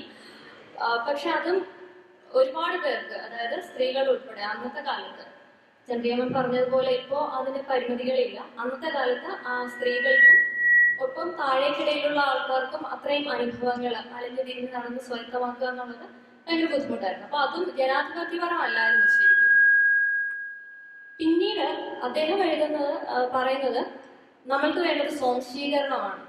മറ്റൊരാളുടെ കണ്ണിലൂടെ ലോകത്തെ കാണുക, നമ്മൾക്ക് അറിയാത്തത് അവരുടെ കണ്ണിലൂടെ നോക്കി അതെങ്ങനെയായിരിക്കാം എന്ന് ആലോചിച്ചുറപ്പിച്ച് കഥ എഴുതുക. അതാണ് എൻ്റെ കാര്യത്തിൽ എനിക്ക് പ്രായോഗികമായിട്ട് എപ്പോഴും തോന്നിയിട്ടുള്ളത്. ശരിക്കും പറഞ്ഞാൽ ഞാൻ നേരത്തെ പറഞ്ഞ ടി പത്മനാഭനും പി പത്മരാജനും എൻ്റെ ആദ്യകാല വായനയിലുള്ളതാണ്. സ്കൂൾ കാലഘട്ടം കോളേജ് തലം വരെ നമ്മളുടെ ഒരു എഴുത്തിനെയും വായനയും സ്വാധീനിച്ചതാണ്. അവരെ പറയാതെ എനിക്ക് പോകാൻ പറ്റില്ല. എന്ന് വെച്ചിട്ട് അവരെന്റെ ഏറ്റവും പ്രിയപ്പെട്ട കഥാകാരന്മാരോ അവരുടെ എല്ലാ കഥകളും എനിക്കിഷ്ടമോ ഞാൻ അവരുടെ ശൈലി പിന്തുടരുന്ന ആളോ അങ്ങനെയൊന്നും അല്ല. പക്ഷെ അവരെല്ലാം വളരെയധികം ആ കാലത്ത് സ്വാധീനിച്ചിട്ടുണ്ട്. നമ്മുടെ കഥയെ പരുവപ്പെടുത്താൻ നമുക്ക് കുറച്ചു പേര് ആവശ്യമാണ്. അങ്ങനെ പരുവപ്പെടുത്തിയ ആൾക്കാരാണ് അവർ. നമ്മൾ ആലോചിക്കുമ്പോൾ നമുക്കറിയാം, ഇപ്പോ ഓരോ കാലഘട്ടത്തിലും ഓരോ വിഷയമാണ് കഥകൾക്ക് ഇതായിട്ടുള്ളത്. കാരണം ഇപ്പൊ നമുക്ക് കുറച്ചു നാളിന് ഒരു അസ്തിത്വവാദം എന്നൊക്കെ പറയുന്ന ഒരു അവസ്ഥ, പിന്നെ അതിന് മുമ്പ് രാഷ്ട്രീയം, ഇപ്പൊ ലോകമഹായുദ്ധ കാലത്തൊക്കെ ആണെങ്കിൽ രാഷ്ട്രീയം ഭയങ്കരമായിട്ട് കഥകളെ സ്വാധീനിച്ചിട്ടുണ്ടാവാം. അതിനു മുൻപ് നമ്മുടെ ഉച്ചനീചത്വങ്ങള്, ജാതി വ്യവസ്ഥയുടെ ആ സമയത്ത് അതൊക്കെ സ്വാധീനിച്ചിട്ടുണ്ടാവും. ഇപ്പൊ കാരുണ്യന്റെ ഒക്കെ ചില കഥകളിൽ ഈ മന്ത്രവാദവും ജപിച്ചു കേട്ടാലും അയാളുടെ മോൾക്ക് ഏറ്റവും കഥ പറയുന്നത്, കഥാനായകന്റെ മോൾക്ക് ഏറ്റവും വയ്യാതായി കിടക്കുമ്പോഴും മന്ത്രവാദിയെ വിളിച്ച് മന്ത്രവാദം നടത്തുന്നതിനെ കുറിച്ചാണ് ആ കഥയിൽ ആലോചിക്കുന്നത്. അപ്പോൾ ആ കഥയൊക്കെ ആ കാലഘട്ടത്തെ റെപ്രസെന്റ് ചെയ്യുന്നതാണ്.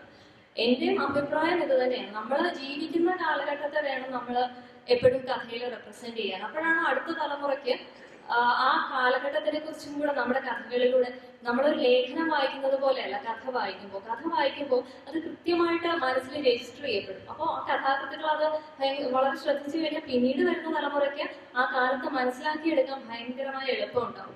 അഖില മറന്നുപോയത് നന്നായി. അതുകൊണ്ട് ബഹുമാനപ്പെട്ട സാഹസിന് 2.5 മിനിറ്റ്. അപ്പോൾ ഇവിടെ നിന്ന് സ്റ്റേജ് മാനേജർ എന്നെ ഇങ്ങനെ കഴുത്തിന് വെട്ടുമെന്നുള്ള മട്ടിൽ കൈ കാണിക്കുന്നുണ്ട്. എങ്കിലും വളരെ സംക്ഷിപ്തമായിട്ട് ചോദ്യം ചോദിക്കുന്നതിന് വേണ്ടി പ്രസംഗം നടത്താതെ എന്തെങ്കിലും വളരെ റെലവൻ്റ് ആയിട്ടുള്ള ചോദ്യങ്ങൾ വേഗം ചോദിച്ചാൽ വളരെ ചുരുങ്ങിയ സമയമുണ്ട്. കഷ്ടിച്ചൊരു 5 മിനിറ്റൂടെ ഒരു ഇടപെടൽ നടത്തി എടുക്കുകയാണ്. 5 മിനിറ്റൂടെ എടുക്കുകയാണ്. അതുകൊണ്ട് എത്രയും പെട്ടെന്ന് ചോദ്യങ്ങൾ ചോദിക്കണം. ഞാൻ സോമൻ ചെമ്പരത്ത് ഇടയ്ക്ക് കഥകളൊക്കെ എഴുതാറുണ്ട്. പുതിയ കാലത്തെ കഥകളൊക്കെ വായിക്കാറുണ്ട്. എൻ്റെ ചോദ്യം, ഈ പുതിയ കാലത്തെ ഏറ്റവും സങ്കീർണമായിട്ടുള്ള, ഒരിക്കലും നമുക്ക് പ്രതീക്ഷിക്കാൻ പോലും കഴിയാത്ത, സ്വപ്നം പോലും കാണാൻ കഴിയാത്ത സംഭവ വികാസങ്ങൾ അനുദിനം അനുനിമിഷം സംഭവിച്ചുകൊണ്ടിരിക്കുന്ന ഈ പുതിയ കാലത്തിൻ്റെ ഏറ്റവും തീക്ഷ്ണമായ അനുഭവങ്ങളെ കഥകളിലേക്ക് ആവിഷ്കരിക്കാൻ പുതിയ കഥാകൃത്തുക്കൾക്ക് സാധിക്കുന്നുണ്ടോ എന്നുള്ളതാണ്. സാധിക്കുന്നത് കൊണ്ടല്ലേ പുതിയ തലമുറയിലെ കഥാകൃത്തുക്കൾ ഉണ്ടാവുന്നത്.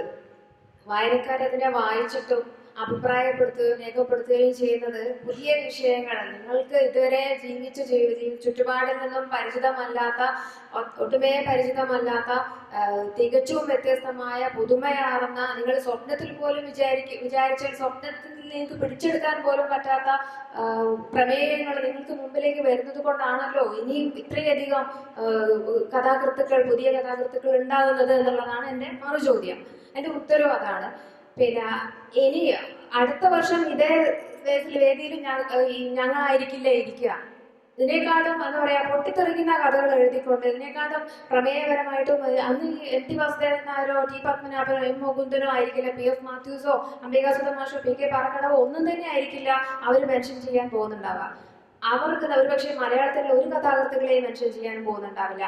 അത്രയ്ക്കും കൃത്യമായിട്ടുള്ള പ്രമേയം അവർ കൊണ്ടുവരും. കാരണം അത്രയ്ക്കും സങ്കീർണമായ വിശാലമായ അർത്ഥത്തിൽ നമ്മൾ എന്താ പറയാ, ഞാൻ നേരത്തെ പറഞ്ഞ പോലെ ഗ്ലോബലി കണക്റ്റഡ് ആണ്. പുതിയ പ്രമേയങ്ങൾക്ക് ഇനിയും ഒട്ടുമേ എന്താണ് പറയാ ഇല്ല എന്നുള്ള നിരാശ നിങ്ങൾക്ക് ആർക്കും വേണ്ട.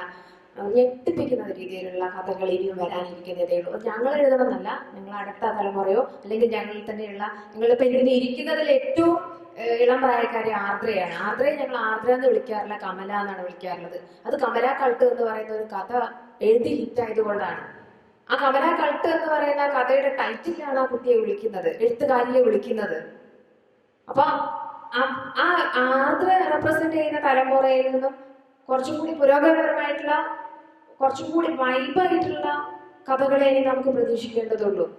അപ്പോൾ ഇതുവരെ നിങ്ങൾ വായിച്ച പ്രമേയങ്ങളൊക്കെ തന്നെ ഒരു എന്താണ് പറയാ പഴഞ്ചനാവുകയും പുതിയ സംഭവ വികാസങ്ങൾ തീർച്ചയായിട്ടും വായനക്കാരെ കാത്തിരിക്കുകയും ചെയ്യും. അതിലൊരു ഒട്ടുമേ എന്താണ് പറയാ സംശയമില്ല.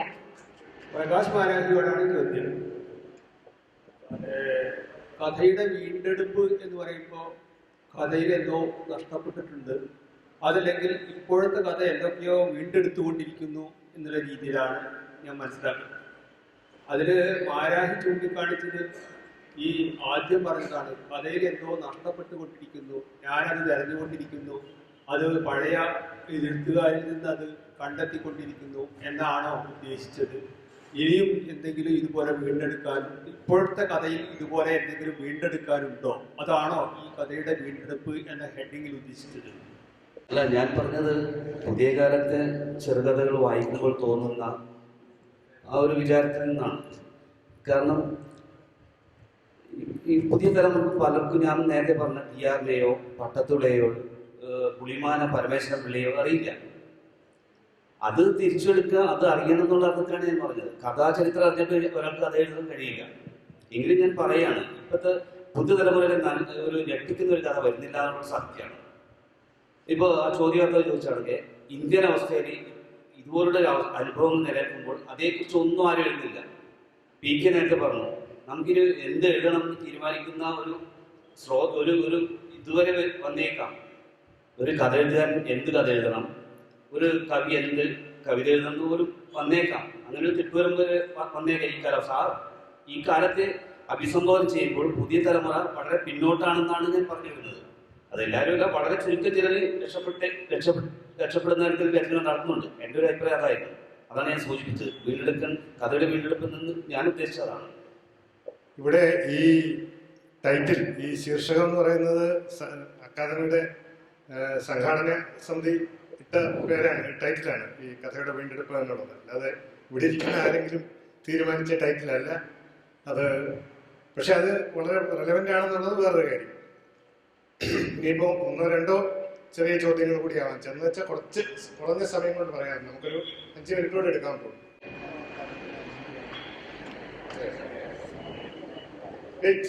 നമ്മുടെ ഇത്രയും എഴുത്തുകാരെ ഇരുത്തിയിട്ട് നമ്മുടെ ഇത്രയും അറ്റൻറ്റീവായിട്ട് ഇരുന്ന സദസ്സിന് സമയം കൊടുത്തില്ല എന്ന് പറഞ്ഞാൽ സംഘാടകന്റെ കുഴപ്പമാണ്. പ്ലീസ്, അടുത്ത 5:30 ഉള്ളൂ. നമുക്ക് 5 മിനിറ്റോടെ കൊടുക്കാം. സാർ പറഞ്ഞു, പഴയ കഥകളെ വീണ്ടും എടുത്തുകൊണ്ടിരിക്കുകയാണ് ഇപ്പൊ നമ്മൾ ചെയ്യുന്നത്. പുതിയ എഴുത്തുകാരികളില് പഴയ കഥകളുടെ വീണ്ടെടുപ്പ് ഒരിക്കലും ഉണ്ടാവുന്നില്ല. ഏറ്റവും കാലിക പ്രസക്തമായിട്ടുള്ള കാര്യങ്ങളൊന്നും ഇപ്പൊ വരുന്നില്ല എന്നുള്ളൊരു ഇത് സാർ ഇപ്പൊ പറയണ്ടായി. സത്യത്തില് ഇപ്പോഴത്തെ കാലഘട്ടത്തിനനുസരിച്ചാണല്ലോ ഇപ്പോ ഷബ്ദയെ പോലെ ആദ്രയെ പോലെയുള്ള ആളുകൾ എഴുതുന്നത്. കാരണം അവരുടെ വാക്കുകൾ, അതായത് ഇപ്പോഴത്തെ ആളുകൾക്ക് ഒന്നാമതായിട്ട് ഈ വലിയ വലിയ കഥകളൊന്നും ഇങ്ങനെ ഇരുന്ന് വായിക്കാനായിട്ടുള്ള ഒരു സമയമില്ല.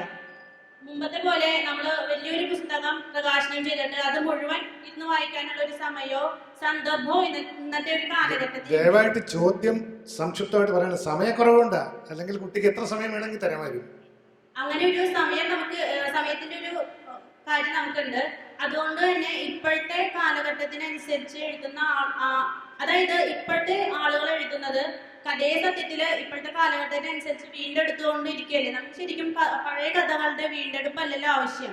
പുതിയ കഥകൾ വീണ്ടും വീണ്ടും ഉണ്ടായിക്കൊണ്ടിരിക്കുക, അതിന്റെ തുടർച്ചയാണല്ലോ നമുക്ക് ആവശ്യം. അപ്പൊ അതിനെപ്പറ്റി പുതിയ കഥകളുടെ തുടർച്ചയെ പറ്റി എന്താണ് സാർ സംസാരിക്കുന്നത്? പുതിയ കഥകളുടെ തുടർച്ചയല്ലേ നമുക്ക് ആവശ്യം, പഴയ കഥകളുടെ വീണ്ടെടുപ്പല്ലല്ലോ ഇനിയും നമുക്ക് ആവശ്യം എന്നതാണ് എൻ്റെ ഒരു ചോദ്യം. തീർച്ചയായിട്ടും വളരെ പ്രസക്തമായ ഒരു ചോദ്യമാണ് കുട്ടി ഉന്നയിച്ചത്. നമ്മളിവിടെ പുതിയ ഏറ്റവും ചെറുപ്പക്കാരായ കഥാകൃത്തുക്കൾ ഉൾപ്പെടെ ഇരുന്ന് ചർച്ച ചെയ്യുന്നത് പഴയ കഥകളെ കുറിച്ചാണ്. എന്നുവെച്ചാൽ ഇപ്പോഴും എല്ലാവരുടെയും മനസ്സിൽ നിലനിൽക്കുന്നത് ആ കഥകളാണെന്ന് ചുരുക്കം. അപ്പോൾ അതുകൊണ്ട് ഇനി വരേണ്ട ഒരു കാര്യം, പുതിയ ആളുകൾ എഴുതി പഴയവരെ തോൽപ്പിക്കുക എന്നുള്ളതാണ്. നമ്മൾ കൊച്ചുകുട്ടികൾ സ്കൂളിൽ പോയി പാട്ട് മത്സരത്തിൽ സമ്മാനം നേടിയിട്ട് വരുമ്പോൾ യേശുദാസാണെന്ന് അവനെ അഭിനന്ദിക്കും. അതൊരു കാര്യമുള്ള കാര്യമല്ല, വാത്സല്യം കൊണ്ട് പറയുന്നത്. അങ്ങനെ വാത്സല്യം കൊണ്ട് പറഞ്ഞ് നമ്മുടെ കൂട്ടുകാരെ പ്രോത്സാഹിപ്പിക്കുന്ന സമ്പ്രദായത്തിൽ നിന്ന് വ്യത്യസ്തമായിട്ട് അവരെഴുതിയ രചനകൾ, പ്രത്യേകിച്ച് എഴുത്തിൻ്റെ രംഗത്ത് നിൽക്കുന്ന എല്ലാവരും ശ്രദ്ധിക്കേണ്ട ഒരു കാര്യം, പ്രത്യേകിച്ച് ചെറുപ്പക്കാരോട് ഉപദേശമല്ല, ഒരു വയസ്സുള്ള കുട്ടിയോട് ഒരു ഉപദേശം പറഞ്ഞാൽ ആർക്കും ഇഷ്ടപ്പെടില്ല. പക്ഷെ ഒരു സത്യം ഞാൻ പറയുകയാണ്, നിങ്ങൾക്ക് മുമ്പ് എഴുതിയ മുഴുവൻ ആളുകളെയും നിങ്ങൾ പിന്നിലാക്കാൻ ശ്രമിക്കും. അതായിരിക്കണം ലക്ഷ്യം. CJ തോമസ് പറഞ്ഞൊരു കാര്യമുണ്ട്. 1960കളുടെ തുടക്കത്തിൽ അദ്ദേഹം മരിച്ചുപോയി. എങ്കിലും മലയാളത്തിൽ വലിയ ചലനം ഉണ്ടാക്കിയ നാടകകാരനും ചിന്തകനും ചിത്രകാരനും ഒക്കെ ആയിരുന്നല്ലോ CJ കാണാൻ അദ്ദേഹത്തിൻ്റെ ഒരു സുഹൃത്ത് ഒരു ദിവസം രാവിലെ വീട്ടിൽ ചെന്നപ്പോൾ CJ വളരെ അസ്വസ്ഥനായിട്ടിരിക്കുന്നു. എന്താ കാര്യം എന്ന് ചോദിച്ചപ്പം അദ്ദേഹം പറഞ്ഞു, എന്ത് ചെയ്യാനാണ്, നാടകം എഴുതാമെന്ന് വിചാരിച്ചു. ഒരു നാടകമൊക്കെ മനസ്സിൽ പ്ലാൻ ചെയ്ത് കൊണ്ടുവരികയാണ്. പക്ഷെ അതെല്ലാം ആ ദ്രോഹി എഴുതി കഴിഞ്ഞില്ലേ, ആ പ്രമേയം, ആ മനുഷ്യാവസ്ഥ, അതെല്ലാം അവൻ ചെയ്തു കഴിഞ്ഞു. ഇനി ഞാനെന്ത് ചെയ്യാനാണ്? അപ്പൊ ചോദിച്ചു, ആരാണ്? സോഫോക്ലിസ്. അപ്പോൾ CJ മത്സരിച്ചത് സോഫോക്ലിസിനോടാണ്. നിങ്ങൾ മലയാളത്തിലെ മാത്രമല്ല ലോകത്തെ തന്നെ ഏറ്റവും മികച്ച കഥാകൃത്തുക്കളോടും രചനകളോടും മത്സരിക്കുക. വരും വർഷങ്ങളിലെ ചർച്ചകളിൽ ചെറുപ്പക്കാരുടെ, അല്ലെങ്കിൽ നിങ്ങൾ എല്ലാവരും ചെറുപ്പക്കാരാണ്, ഇദ്ദേഹം ഞാൻ പ്രായത്തിൽ വലിയ വ്യത്യാസം ഇല്ലെന്ന് പറയുന്നു അല്ലേ? എന്ത് വാങ്ങിക്കോട്ടെ, എഴുത്തിൽ പ്രായമൊന്നും ഒരു വിഷയമല്ല. അവിടെ ഒരു തരത്തിലുള്ള സംവരണമില്ല. എഴുത്തിന്റെ മൂല്യം കൊണ്ടാണ് നിൽക്കുന്നത്. അപ്പോൾ അതുകൊണ്ട് നമ്മൾ ഏത് പ്രമേയം എടുത്താലും ഏത് ആനുകാലിക പ്രാധാന്യമുള്ള വിഷയം എടുത്താലും അതൊക്കെ ശരി തന്നെ. അപ്പോൾ ഉണ്ടാകുന്ന ചർച്ചയ്ക്ക് എപ്പോഴും നാളെ നിലനിൽക്കണമെങ്കിൽ എഴുത്തിൻ്റെതായ ഒരു മൂല്യം അതിനകത്തുണ്ടാകും. മറ്റു മൂല്യങ്ങൾക്കും അതിൻ്റെതായ പ്രാധാന്യമുണ്ട്. അതേ സമയത്ത് തന്നെ നാളെ അത് ചർച്ച ചെയ്യണമെങ്കിൽ അതിൻ്റെതായ പ്രാധാന്യമാണ്. ഇല്ലെങ്കിൽ പുരോഗമന സാഹിത്യത്തിൻ്റെ ഒക്കെ കാലത്ത് ആയിരക്കണക്കിന് കഥകൾ ചർച്ച ചെയ്തതാണ്. അതൊന്നും ഇപ്പോൾ പറയുന്നില്ലല്ലോ ആരും. ഇപ്പോഴും നിലനിൽക്കുന്നത് പലതുമുണ്ട്. അത് മനുഷ്യാവസ്ഥയുടെ ഇവിടെ പാറക്കടവ് പറഞ്ഞൊരു കാര്യമുണ്ട്, ജീവിതം വേണം. ജീവിതം ഇന്നത്തെ പാറക്കടവല്ലേ, ജീവിതം എന്ന് പറയുന്ന ഒരംശം അത് വായിക്കുന്നവൻ്റെ മനസ്സിൽ സ്പർശിക്കുന്ന ഒരു സംഗതി അതുണ്ടാകും. ഇപ്പോൾ അശ്വഞ്ചരിയിലൂടെ ഇല്ല, ഒരു നേരത്തെ ഇവിടെ ഉണ്ടായിരുന്നു. അദ്ദേഹത്തിൻ്റെ ഒരു കഥയുണ്ട്, പാള കൊണ്ട് പോരുന്ന വെള്ളം എന്നാണ് അതിൻ്റെ പേര്. ഒരു സ്ത്രീ ഒരു കുടികിടപ്പായിട്ട് കിട്ടിയ 10 സെന്റിൽ കിണർ കുഴിച്ച് വെള്ളം എടുക്കാൻ വേണ്ടി ശ്രമിച്ച ഒരു സ്ത്രീയുടെ ജീവിത ദുരന്തത്തിന്റെ കഥയാണ്. അത്രയും ശക്തിയുള്ള ഒരു കഥാപാത്രത്തെ സമീപ ഭൂതകാലത്തിൽ മലയാളത്തിലായി സൃഷ്ടിച്ചിട്ടുണ്ട്. അപ്പൊ അങ്ങനെയൊക്കെയുള്ള രചനകൾ ഒരുപക്ഷെ വലിയ അദ്ദേഹത്തിന്റെ വളരെ ചർച്ച ചെയ്യപ്പെടുന്ന കഥകളൊക്കെ ഉണ്ട്. അതൊന്നും അല്ലിത്. ഒരു കഥാപാത്രം ഇങ്ങനെയുള്ള അല്ലെങ്കിൽ CV ശ്രീരാമന്റെ ഒത്തുചെടി ഇതുപോലെയുള്ള ചില രചനകളിൽ വളരെ മനുഷ്യ സ്വഭാവത്തിന്റെ ഏറ്റവും ഗാഠമായ ഭാവങ്ങളെ അവതരിപ്പിക്കുന്ന കഥാപാത്രങ്ങളുണ്ട്, ജീവിതാവസ്ഥകളുണ്ട്, ജീവിത സന്ദർഭങ്ങളുണ്ട്. നമ്മുടെ വളരെ ബഹുമാന്യായ ടി പത്മനാഭൻ 1988 കാരൂർ സ്മാരക പ്രഭാഷണം നടത്തി. ആ കാലഘട്ടത്തിലുണ്ടാകുന്ന കഥകളൊന്നും മലയാളത്തിൽ അത് നിലവാരമുള്ള കഥകളല്ല, പ്രത്യേകിച്ച് ചെറുപ്പക്കാരുടേത് എന്നാണ് അദ്ദേഹം പറഞ്ഞത്. വളരെ പ്രകോപനപരമായ അഭിപ്രായമായിരുന്നു അത്. മലയാള കഥാരംഗത്ത് വലിയ ചലനം ഉണ്ടാക്കി. ഇന്നും അതിനെക്കുറിച്ചുള്ള പരാമർശങ്ങൾ പലപ്പോഴും ഉണ്ടാകാറുണ്ട്. പക്ഷെ അതിൻ്റെ തൊട്ട് തലേ വർഷമാണ് മലയാളത്തിൽ ഇന്നും ചർച്ച ചെയ്യുന്ന ഏറ്റവും ഗംഭീരമായ ചില കഥകളുണ്ടായത്. കടൽ തീരത്ത്, ദൂത്, ഞാനിവിടെ പറഞ്ഞ ഒട്ടുചെടി, ഇതുപോലെയുള്ള പല കഥകളും അതിൻ്റെ തൊട്ട് തലേ വർഷമാണ് മാതൃഭൂമി ആഴ്ചപ്പതിപ്പിൻ്റെ ഓണപ്പതിപ്പിനും മറ്റുമായിട്ട് പ്രസിദ്ധീകരിച്ചത്. ഒറ്റ വഴിയേ ഉള്ളൂ, മികച്ച രചനകൾ അവനവനോടും കാലത്തോടും ജീവിതത്തോടും സത്യസന്ധമായി എഴുതുക. തന്നിൽ നിന്ന് ഏറ്റവും മികച്ചത് പുറത്തു കൊണ്ടുവരാൻ വേണ്ടി തന്നോട് തന്നെ സമരം ചെയ്യുക. ഇത് മാത്രമാണ് എഴുത്തുകാരുടെ മുമ്പിലുള്ള വഴി. എല്ലാവർക്കും നമസ്കാരം.